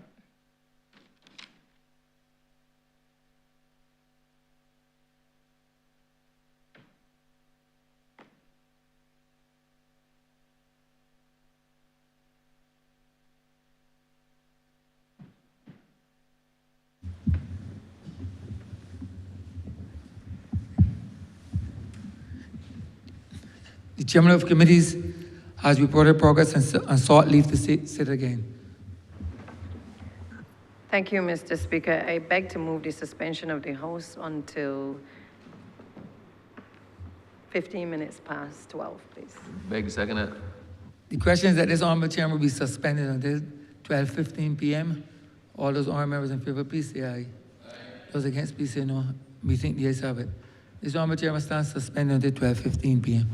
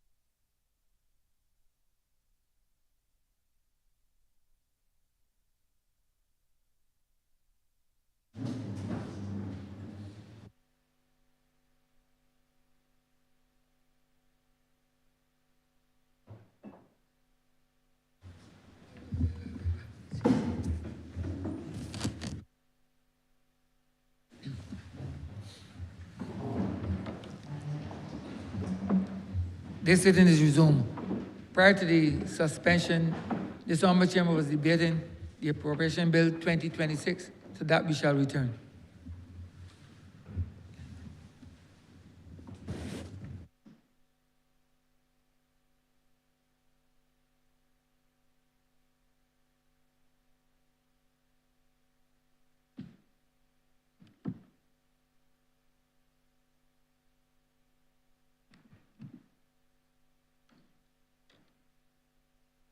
We resume our standing Finance Committee session. Honorable Member for St. Michael Central. Good morning, and thank you, Mr. Chair. Education for me isn't just a line item in a budget. It is the single greatest investment that we can make in the young people of Barbados. So I must commend the ministry and I must commend this government for continuing to invest so heavily into education and the young people. But we can't speak of education and ignore the teachers. We have to speak of the teachers as well. And there are many complaints coming, particularly from my constituency as well, where there are teachers who are not getting paid on time and they're not being appointed after having worked sometimes 7 years or more. And it leaves them in a peculiar situation because then they can't approach the financial institutions to get the loans and other things they would need to help improve their quality of life. So we can't continue to speak of education and neglect the teachers. So my question to the ministry is, what measures will the ministry implement in this new financial year to ensure that teachers are being paid on time and that persons who have dedicated 7 years or more of their lifetime to teaching are put in a more secure position by way of appointments? Thank you, thank you, Honourable Member. With respect to the question of the payment of teachers and paying them on time, one of the things that is now happening in the ministry in earnest, before, broadly, and this is historically, there was a disconnect, not just in our ministry, but in other ministries as well, between the HR side of the ministry and the account/financial side. And that disconnect has caused significant angst and frustration, rightfully so, amongst our teachers. And what the ministry has done and is doing is to ensure that the system of ensuring that connect between the HR side and the finance side is now closed, and the gap, so as to ensure that people can now have their salaries on time.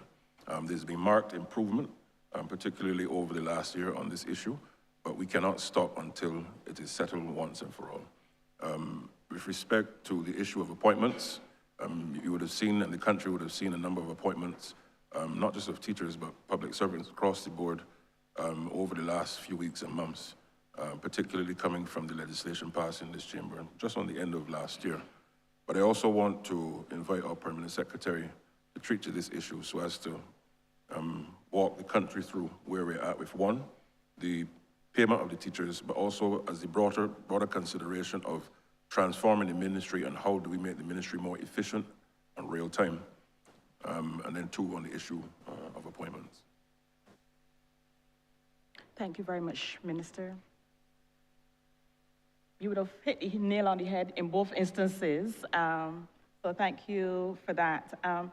In relation to payments on time, we would have ensured, because you have heard Prime Minister spoken on many occasions about deconstruct and reconstruct, and we would have looked at our processes within the ministry to ensure that we can streamline and improve about how we go about doing our business to make sure that persons are paid on time. We are firm believers is if you work, you should be paid. And not be paid months later or years later, but you should be paid on time. So we have worked assiduously, our HR section and our accounting section, they have developed a system where there's a smooth, improving that process to ensure that when persons are worked, that they are paid not only salary, but also allowances, because we know that that too was an issue. And I say was an issue because it is becoming more so not much of an issue anymore. The system is not perfect, so I will not sit here and say all of the matters have been resolved or that we have a perfect system as yet, but it is near there. So the complaints, the calls have significantly been reduced, and persons are receiving salaries on time. In relation to appointments, I must also thank the Prime Minister and the Minister of the Public Service for the Appointments Act that was passed in January of this year, which allowed for appointments of those persons who had three or more years service at January 1, 2026. And that has resulted in over 400 teachers being appointed so far, as in having received their appointment letters so far, because the letters are still coming. And they will continue to come because our educational system, we have over 3,000 teachers, over 3,000 teachers. And the Ministry of the Public Service, they have to prepare those letters for the entire public service for all those persons who would have, right, we have 3,647 teachers to be exact. And that is just one category of persons for the entire public service. So far, we have received letters for over 400 persons, and I know more will come as the Ministry of the Public Service is able to send out all those letters because it's right across the public service we have probably over 15,000 public officers. Not saying that all of those persons will be appointed, but that just gives you, in terms of the large number of persons that we have within the public service, and therefore the number of persons that would receive appointments, some fraction of that. But knowing also that the Ministry of Education, we take up a large chunk because we are pretty much along with Ministry of Health, in terms of the large number of employees that we have. So the appointments are coming for those persons who have 3 years or more service at January 1. Over 400 persons would have received their appointment letters, and more are coming each day. So the appointments are occurring.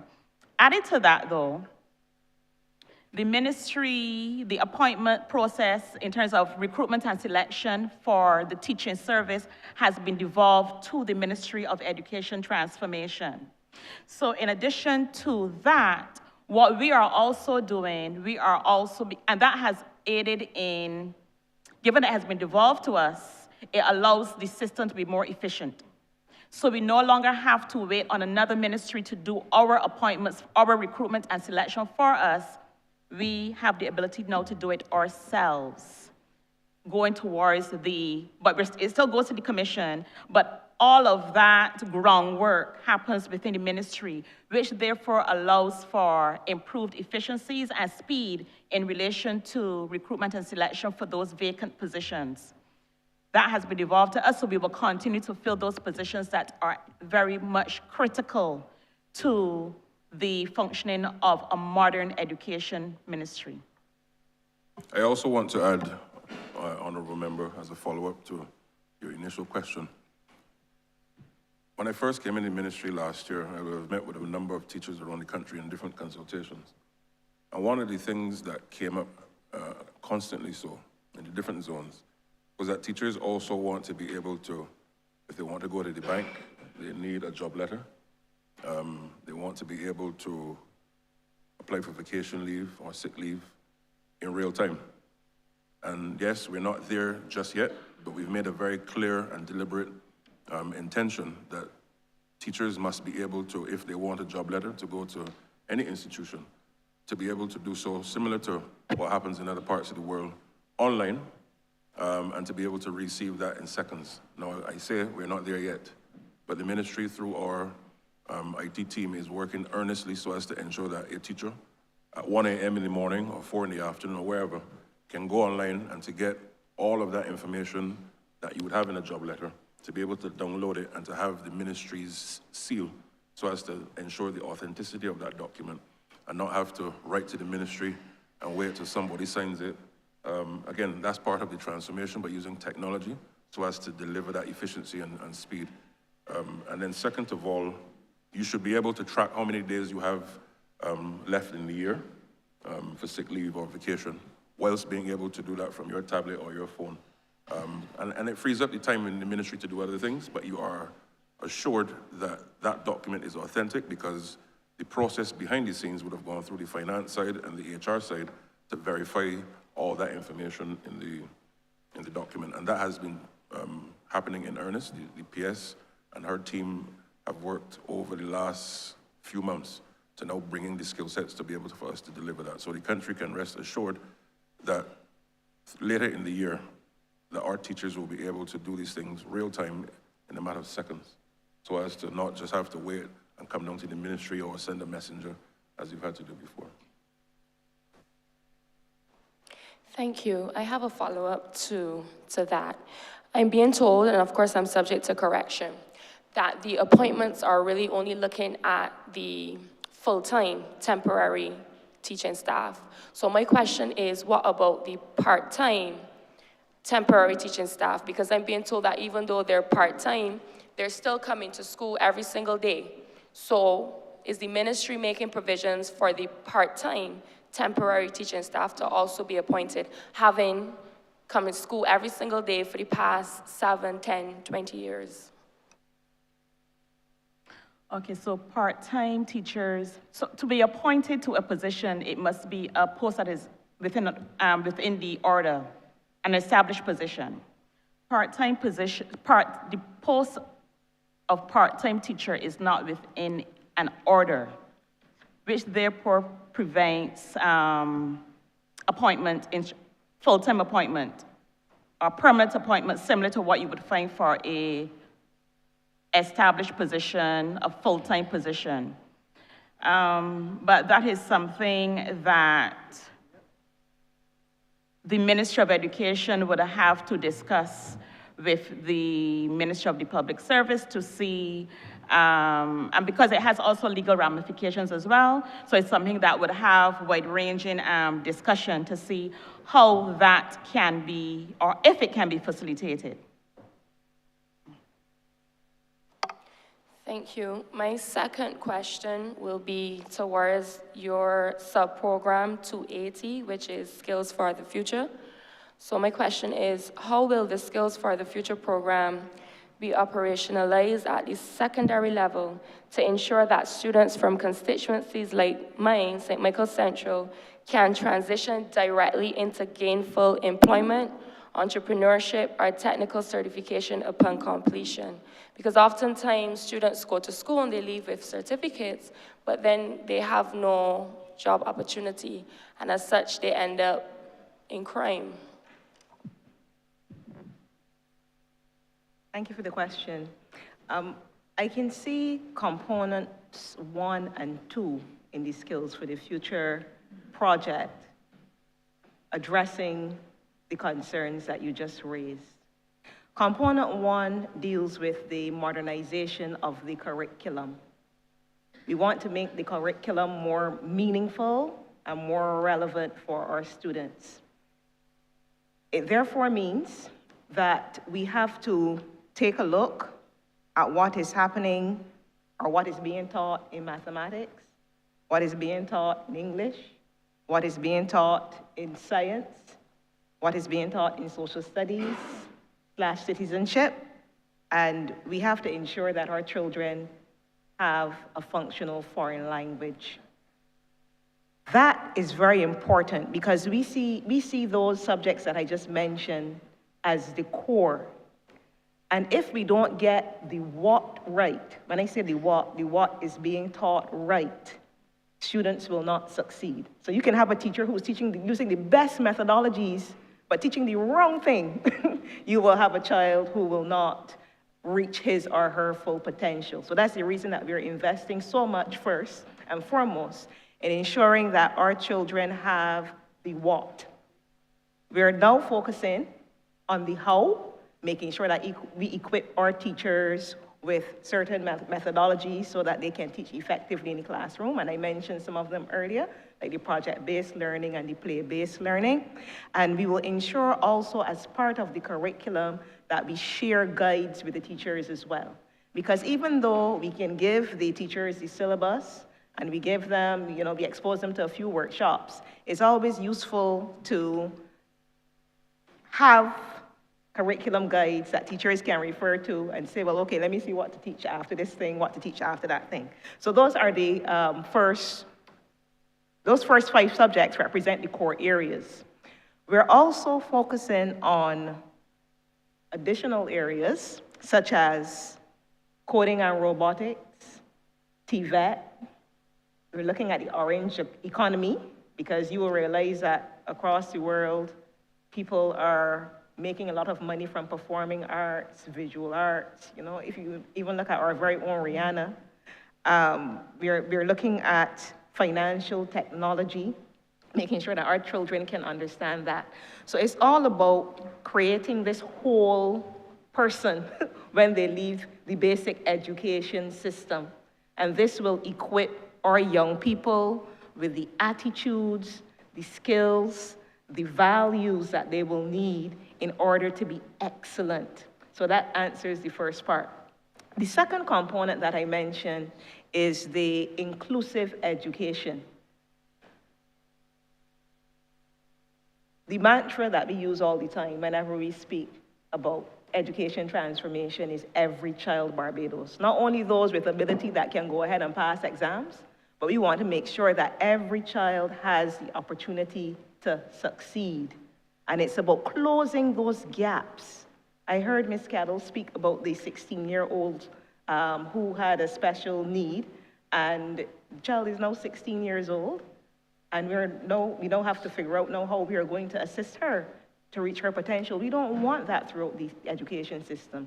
So we have to start from early, from 3 years old, to close those gaps. We have to screen, and we've started our screening in terms of sight through the Ministry of Health and Wellness. We gave them 4 acuity charts for 4 polyclinics. So children can go and use those acuity charts, and they will be taken through the process to determine whether they can see. Because if we recognize that they can see, we will now have to have some kind of intervention for them to give them that foundation that is required. In terms of hearing, we did a lot of screening of children for hearing with the Rotary Club of Barbados. And all now, well, actually they finished about 2 weeks ago. They've been in schools, all the schools across Barbados, just checking to make sure that children can hear. Because sometimes what can happen in a classroom is that you might have a child not performing well, and the teacher may think, well, it has to be because the child has a learning difficulty. But it may be as simple as the child not being able to hear. Right? So these things are very, very important for us in terms of closing the gap. And that's why component 2, which looks at the inclusive education policy and making sure we have certain standards for teachers, standards in terms of how we go about intervening, when it speaks about training for our teachers, having the correct resources, physical and human, to support those children who have special education needs. Those things are very, very important.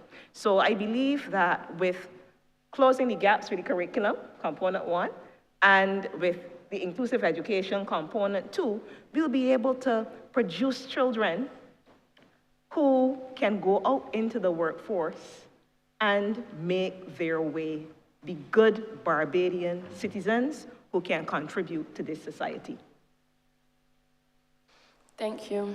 As a follow-up question to that, so I'm hearing from the practical standpoint or the theoretical standpoint, yes, we're going to do these things to make sure that by the time the child leaves the school, they're qualified on paper.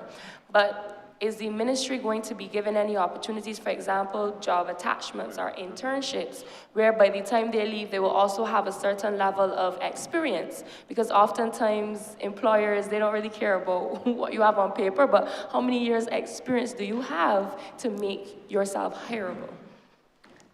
That's an excellent question, because as I speak about curriculum, part of the delivery will speak to internships for our children as well. So we will not wait until they're finished 5th form to say, go into the world, and do what you have to do. We're going to give them the practical experiences, the practical job experiences while they are at school.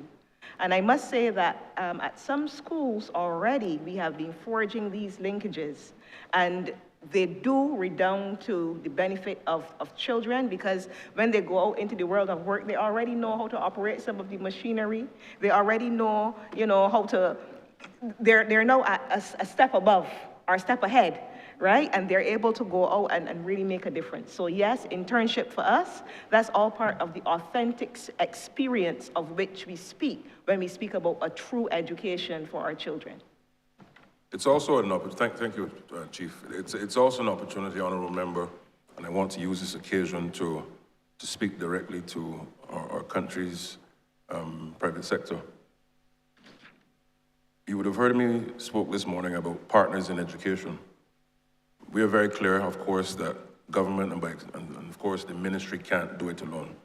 And your point on internships and giving our children the skill set even before school is key. And I want to use the occasion even further to encourage the private sector, particularly by different sector, whether it be in construction, whether it be in banking, whether it be in finance, whether it be in technology, in fashion, music, you name it, to work with the ministry, approach the ministry, of course, subject to all the necessary frameworks and protocols that we must go through, in helping us to ensure that our children have the necessary skill set from a practical point of view. And therefore, as I said, partnership in education is something that we're going to continue to roll out. In addition to that, it focuses on working with the non-governmental organizations and a wide cross-section of other stakeholders in helping us to build out the water transformation. So on this front, it is something that we are incredibly happy that we've already started, but we must now do so in earnest and at scale.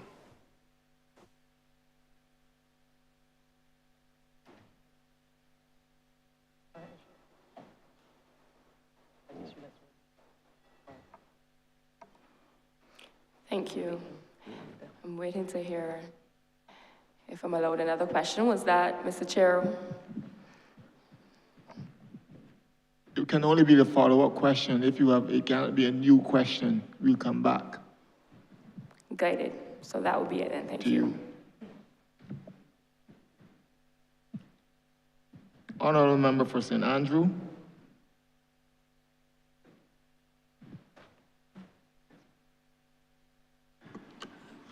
Thank you, Chair.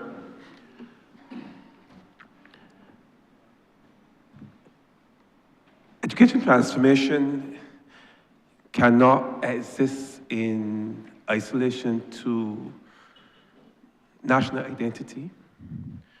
And even as we transform, we cannot do so at the expense of our national consciousness or national memories.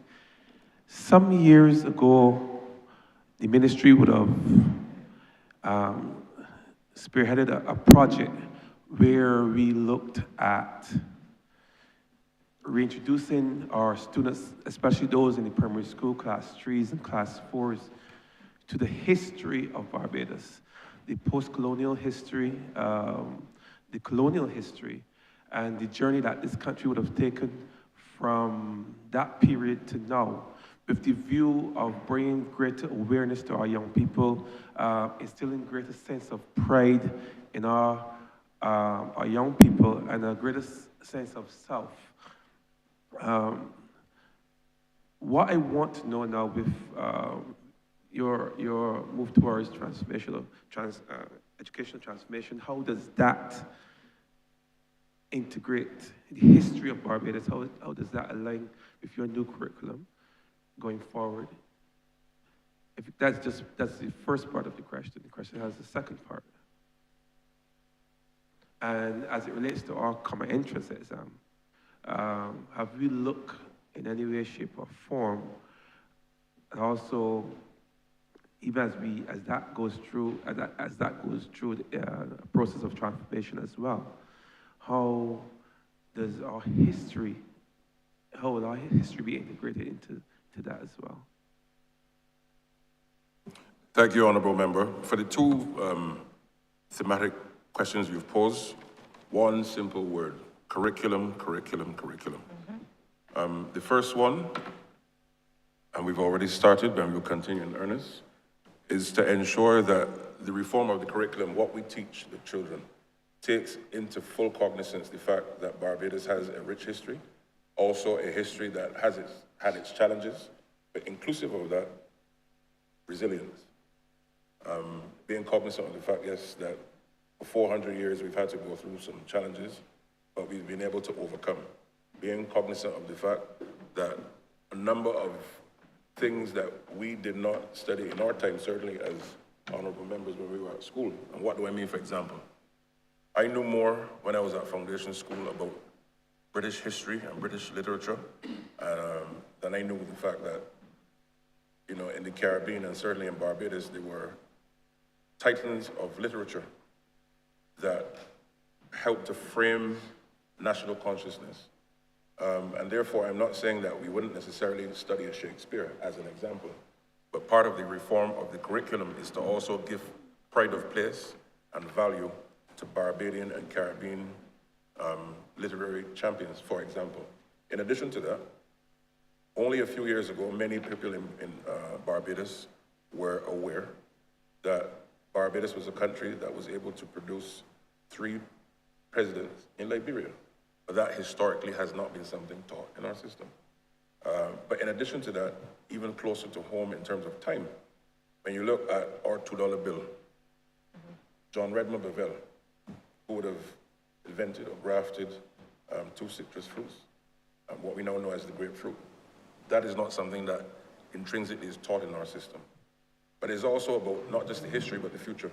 Barbados has a comparative advantage in terms of our location and logistics, and as a potential logistics hub, which of course the government is moving in earnest to. And therefore, part of that curriculum transformation and reform is also to give our students, as early as possible and right throughout school, getting them to think not just critically, but to be able to leverage on what makes Barbados unique, what gives Barbados an advantage in certain things. And therefore, whether you want to be a business person or own a company or whatever, it should be in your mental consciousness once you've passed through school to be able to leverage those things. You would hear the Prime Minister talk constantly about the fact that we have not just Barbados as an opportunity for persons to do business and invest, but our students must now also be exposed to the fact that we have a CARICOM single market and economy. How do you leverage the fastest growing economy in the world, which is Guyana, and its agricultural prowess? You have Suriname, just as examples. So therefore, the reform of the curriculum must now not just teach our history, but we must use that history as a tool to instill that confidence that Barbados has the ability to be world-class, to be thought leaders, but 2, leveraging the prospects of all of what we're learning so as to ensure that even when our students leave school, that they're prepared to lead the world in any endeavor, in any field that they're pursuing. That is, to my view and the ministry's view, the real test of the success of a transformed curriculum. So that, yes, we're being cognizant of that history, but now using it as a tool to leverage the future prospects of Barbados. And it comes at the ideal time. Certainly this year, of course, is 60 years as an independent nation and 5 years as a republic. But as I said in the opening this morning, with respect to transformation, it is not a destination. It is not a single project. Future generations of Barbadians must also carry on the legacy of transforming the curriculum, because what is relevant today will have to be retooled with what's relevant in the next 10, 15, 20, 60 years as well. So your point is well taken, but we're now deliberately and strategically intertwining and weaving into the fabric of the curriculum all of the different things that we've been able to overcome throughout the years, but leveraging it for the future. And then lastly, when you look at how we've been able to navigate the weather systems, Barbados and many other countries are on the front line, of course, of the climate crisis. But the architecture in which our foreparents have been able to use in circumstances where many of them did not go to any fancy schools or university, but good old-time Bayesian knowledge. They were able to withstand the climate crisis in how they design the buildings and able to let the wind go through. These are the types of things that we have to now integrate fully into the curriculum again. So whether it is technical drawing, whether it is physics, the curriculum must come alive to our reality. And then the third and important layer to that is helping our young people to be able to transition now beyond school. So it's not just about CXC, it is about how are you using the subjects that you've learned and knowledge learned from primary school right up to be able to create what we call, as you know, the knowledge-based economy. Because Barbados, of course, is not a country with any large oil deposits or gold, etc. But our strength, as cliched as it has become, is through our human capital. And we must be able to turn all of the ideas anchored in that Bajan resilience and confidence to be able to solve global problems by way of the exposure that our young people will have through the education system. And that is also why you would have seen, of course, in a recent national event or election, the now government saying through its manifesto that the next tier of our development in education has to be the exposure of our young people to the world, even before they leave and graduate from secondary school. Because by the time they get into the global community, they must already have the tools at their fingertips, undergirded by what we're giving them in critical thinking and values and confidence to be able to spot opportunities in the world and to be able to navigate a world that is changing at pace. We only need to look around now at what is happening in the world. And therefore, if we think the world is challenging today, imagine what it will be in a few years, a few decades. But what is certain about the uncertainty of the future is that there will be challenges that will come, but we have to now prepare them and give them the tools, as you rightly said, looking at the history and being able to leverage and pivot forward as we go forward.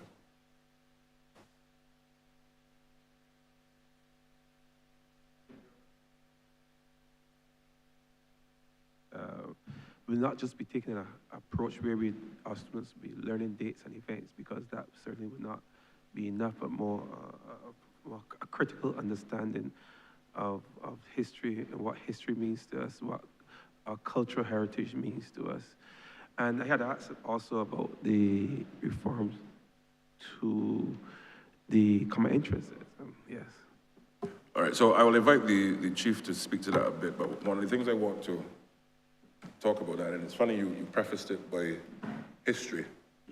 The truth is, with respect to the common entrance, and one of the reasons why the ministry has taken that deliberate step in ensuring that we move to a new mode of transitioning our children from primary to secondary, is that the common entrance in its current form,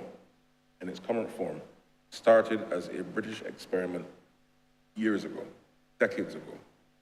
And the British, they themselves have moved on from it because they too have realized that it was not fair and it was not equitable. And then in a broader perspective, it does not tap into the true potential of the child who at age 10 or 11, you're asking them to sit a one-shot exam. And then, we also understand the sociological perspective in Barbados of what that has meant for many people. And therefore, this new mode allows for us to assess as part of a broader continued assessment in education, looking at the progress that they've made in their learning, but two, preparing them even beyond secondary school. But for the purpose of the transition, you would see, of course, 50% of the assessment being done in class 3. So from this coming September, all of our students going into class 3 will be taking 50% of the assessment, and then in class 4, similarly, in a number of areas in which the chief and her team will be speaking to. And the purpose of that, as I said, is to look at the broader perspective of how do we ensure that our children can now have a fairer chance spread across 2 years to help them, one, to be assessed, but two, give them a fairer chance of success in that transition as they go forward. So Chief, I open to you. Thank you, Minister. You said it very well. In terms of national identity, if we are ready to produce global citizens with Bajan values, and that's where we want to start, it means that the curriculum itself must be designed that it teaches our children how to be a Bajan and what it means to be a Bajan. And that's the reason why from reception, we'll be teaching children about citizenship. It is one of the core areas. They're going to understand about the landship, susu, worry, putting themselves. And the minister used a very important word earlier. He said resilience. All of these things came out of us being resilient at the point in time. If you consider putting themselves, when the master threw away the pig ears and the pig foot and the old potatoes and so on, the slaves took the pig ear and pig foot and made something beautiful that we enjoy, most of us enjoy every Saturday. You see? So our children need to understand that there is good in being a Bajan, and that's the reason that we'll be introducing it from very early, from reception all the way until they go through, until the ending of secondary school. With regard to the assessment, the continuous assessment, it therefore follows that citizenship will be measured in terms of the continuous assessment, because there's a saying that what gets measured gets done. For years, we have focused on math and English at the expense of teaching children science and social studies and citizenship. Even sometimes you go in the classroom and you go into schools, you will see teachers teaching the math and the English when science should be taught. Why? Because what gets measured gets done. They want their children to do well in the common entrance. Common entrance measures math and English, so that's what they're going to focus on. So we are trying to bring about that shift, that paradigm shift when it comes to assessment. And not only making it one shot, where you're preparing the children for an exam, but allowing the children an opportunity to learn and express themselves in different ways, thereby gaining a greater appreciation for who they are as Barbadian people. So that is how we will incorporate it into the assessment, as Minister said. If I can also add, Honourable Member, part of the, and I'm so glad you raised the point, the first question or point on history and legacy and its connectedness to the system. Part of what the ministry, of course, is also trying to achieve, of course, working with other ministries, is to correct what I call the infiltration of the mind of our young child, our young citizen. There's no secret that influences, whether it be in the global north, or wherever, through music and fashion, continues to bear on the minds of our young people, particularly at their most impressionable age. And therefore, our curriculum, of course, it will not cure all, but it is the one place in which all of our children will go. It has to be one that gives them that confidence and understanding, and for the parents also to help shape it. That being a Barbadian not only means that you're resilient and creative, but it is a way of life. It is more than just being born here or residing here. And being a Bajan means that you are not swayed or influenced in the wrong direction. You know, you only need to look at leadership, yes, of course, at the political level, but in sport, in fashion, you have our two living national heroes who continue to do it incredibly well. Well, one has done incredibly well, and one continues to do incredibly well in terms of their endeavors.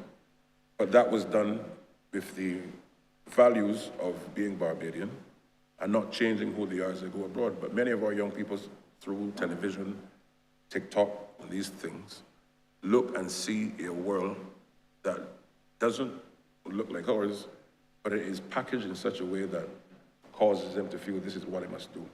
And we must now take our society, I don't want to say take it back, but hold firm, living through pride in the industry, woven through a curriculum, not just through assessments, but in activities that they do.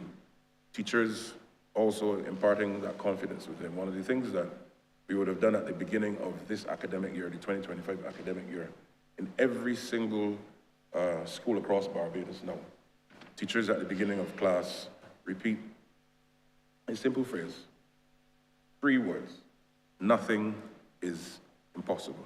I repeat, nothing is impossible. And why is that? If our people are to prepare for the world ahead, and not just, as the chief said, focus on common entrance and focus on CXCs and CAPE, but to be able to navigate and dominate the future, they will have some challenges to face. But they must be now, I don't want to use the word brainwash, but we must now shape their mind in such a way that they are confident in that maxim that nothing is impossible.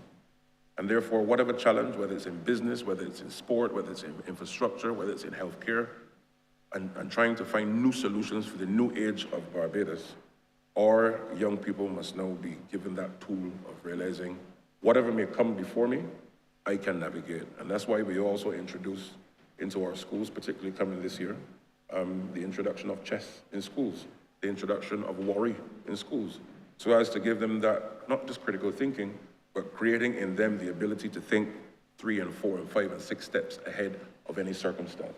Yes, now, out of that experience, you might have 1 or 2 grandmasters coming out of that. That's a good thing. But that's not the focus of it. We're not looking to have the best chess players in the world.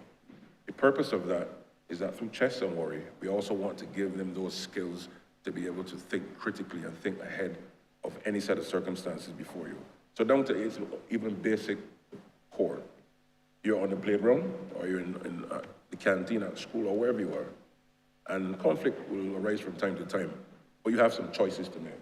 Do I go off and cause harm to my fellow schoolmate, not realizing that if I do so, these are the consequences that can happen? Or do I, through the emotional learning that the foundation is preparing them for, be able to adapt and say, okay, if I do this, this is the consequence. If I do that, that is the consequence. Notwithstanding the pressure that may be coming on you. Because why? We're preparing them also for life. Because these are the things that we adults have to navigate every single day outside of school. So it's really about, yes, helping them to become certified and qualified, but as I said in the onset of my presentation, it is about giving them the tools and values to be able to navigate and dominate life as it presents itself.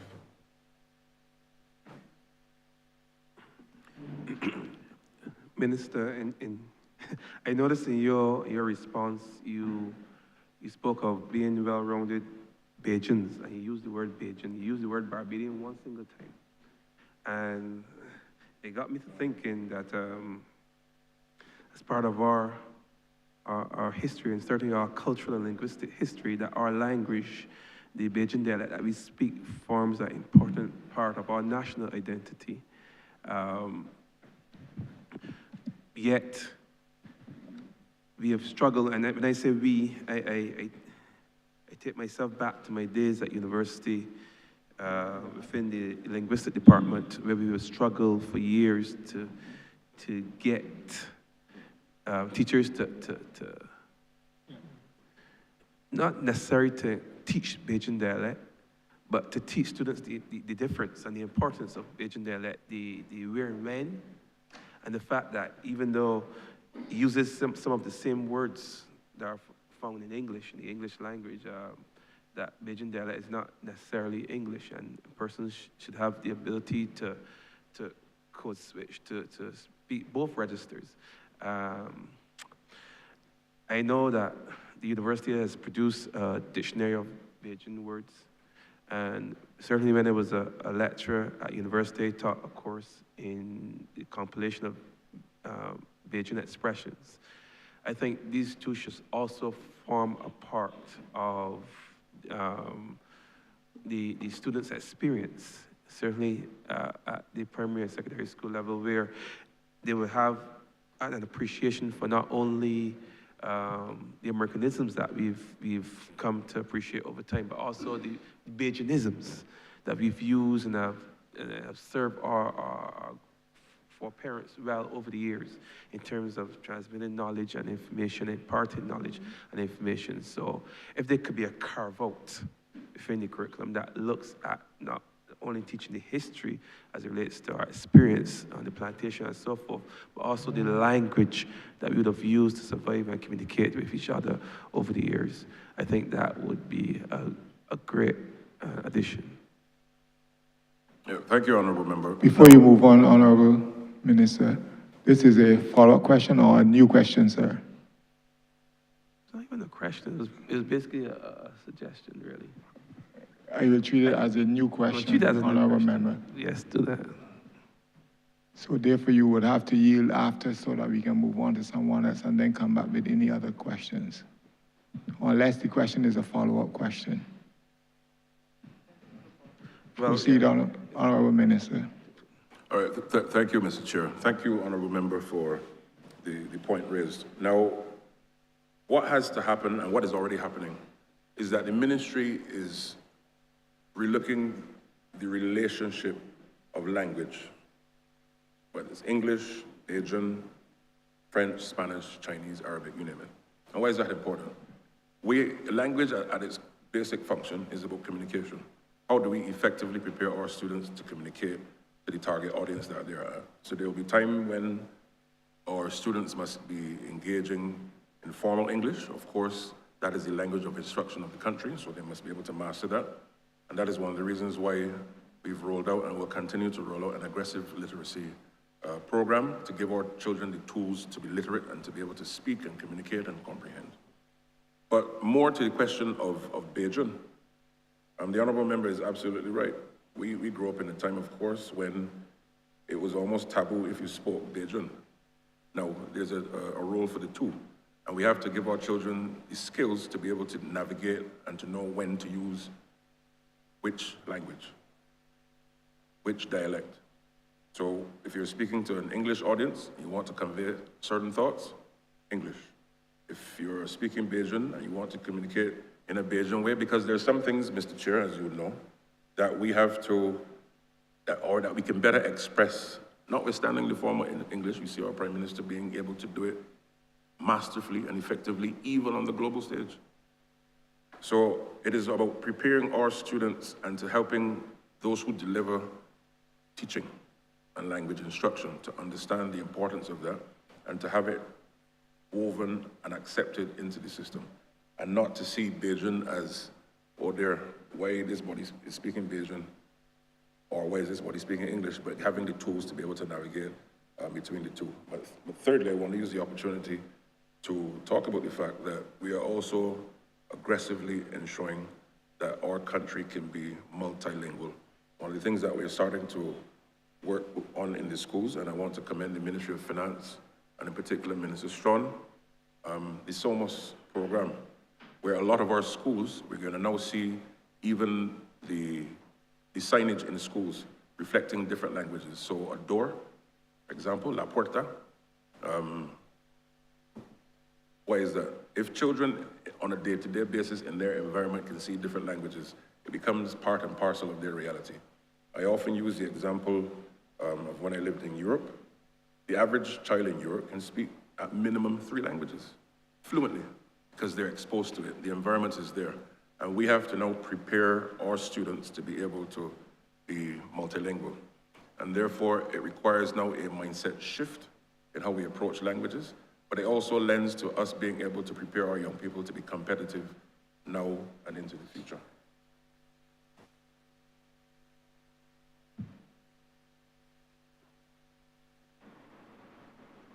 Thank you, Minister. Just to close by saying, I have another question. I guess I will yield and come back a later date. It's a parochial question. If I can place it in, I would appreciate that. Honourable Member, proceed. Not a new question. Proceed with your comment. All right. I was going to make the point quickly that if we cannot convince our young people to appreciate our language, it'll be very difficult to convince them to appreciate our history. So it's important that we really put some effort into ensuring that our Bajan dialect is seen as equal in some sense in terms of importance to our standard English variety. And thank you very much for your response, Minister and Chair and Chief. Thank you, and you're welcome.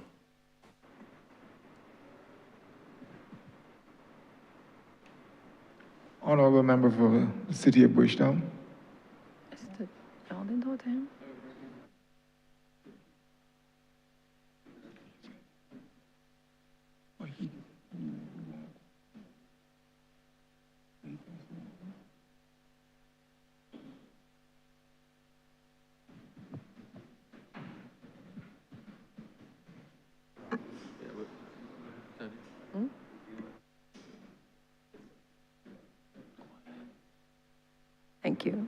Chairman, I beg to move that you do not report progress to His Honor the Speaker and beg leave to sit again.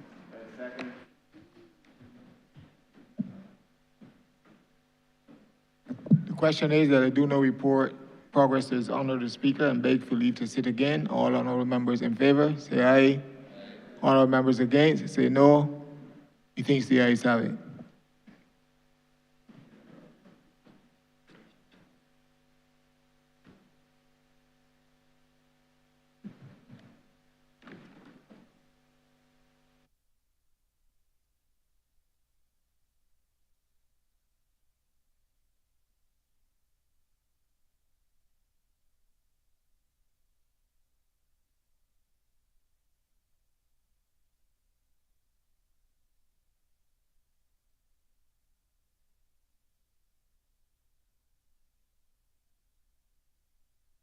Chairman has reported progress and requests leave to sit again.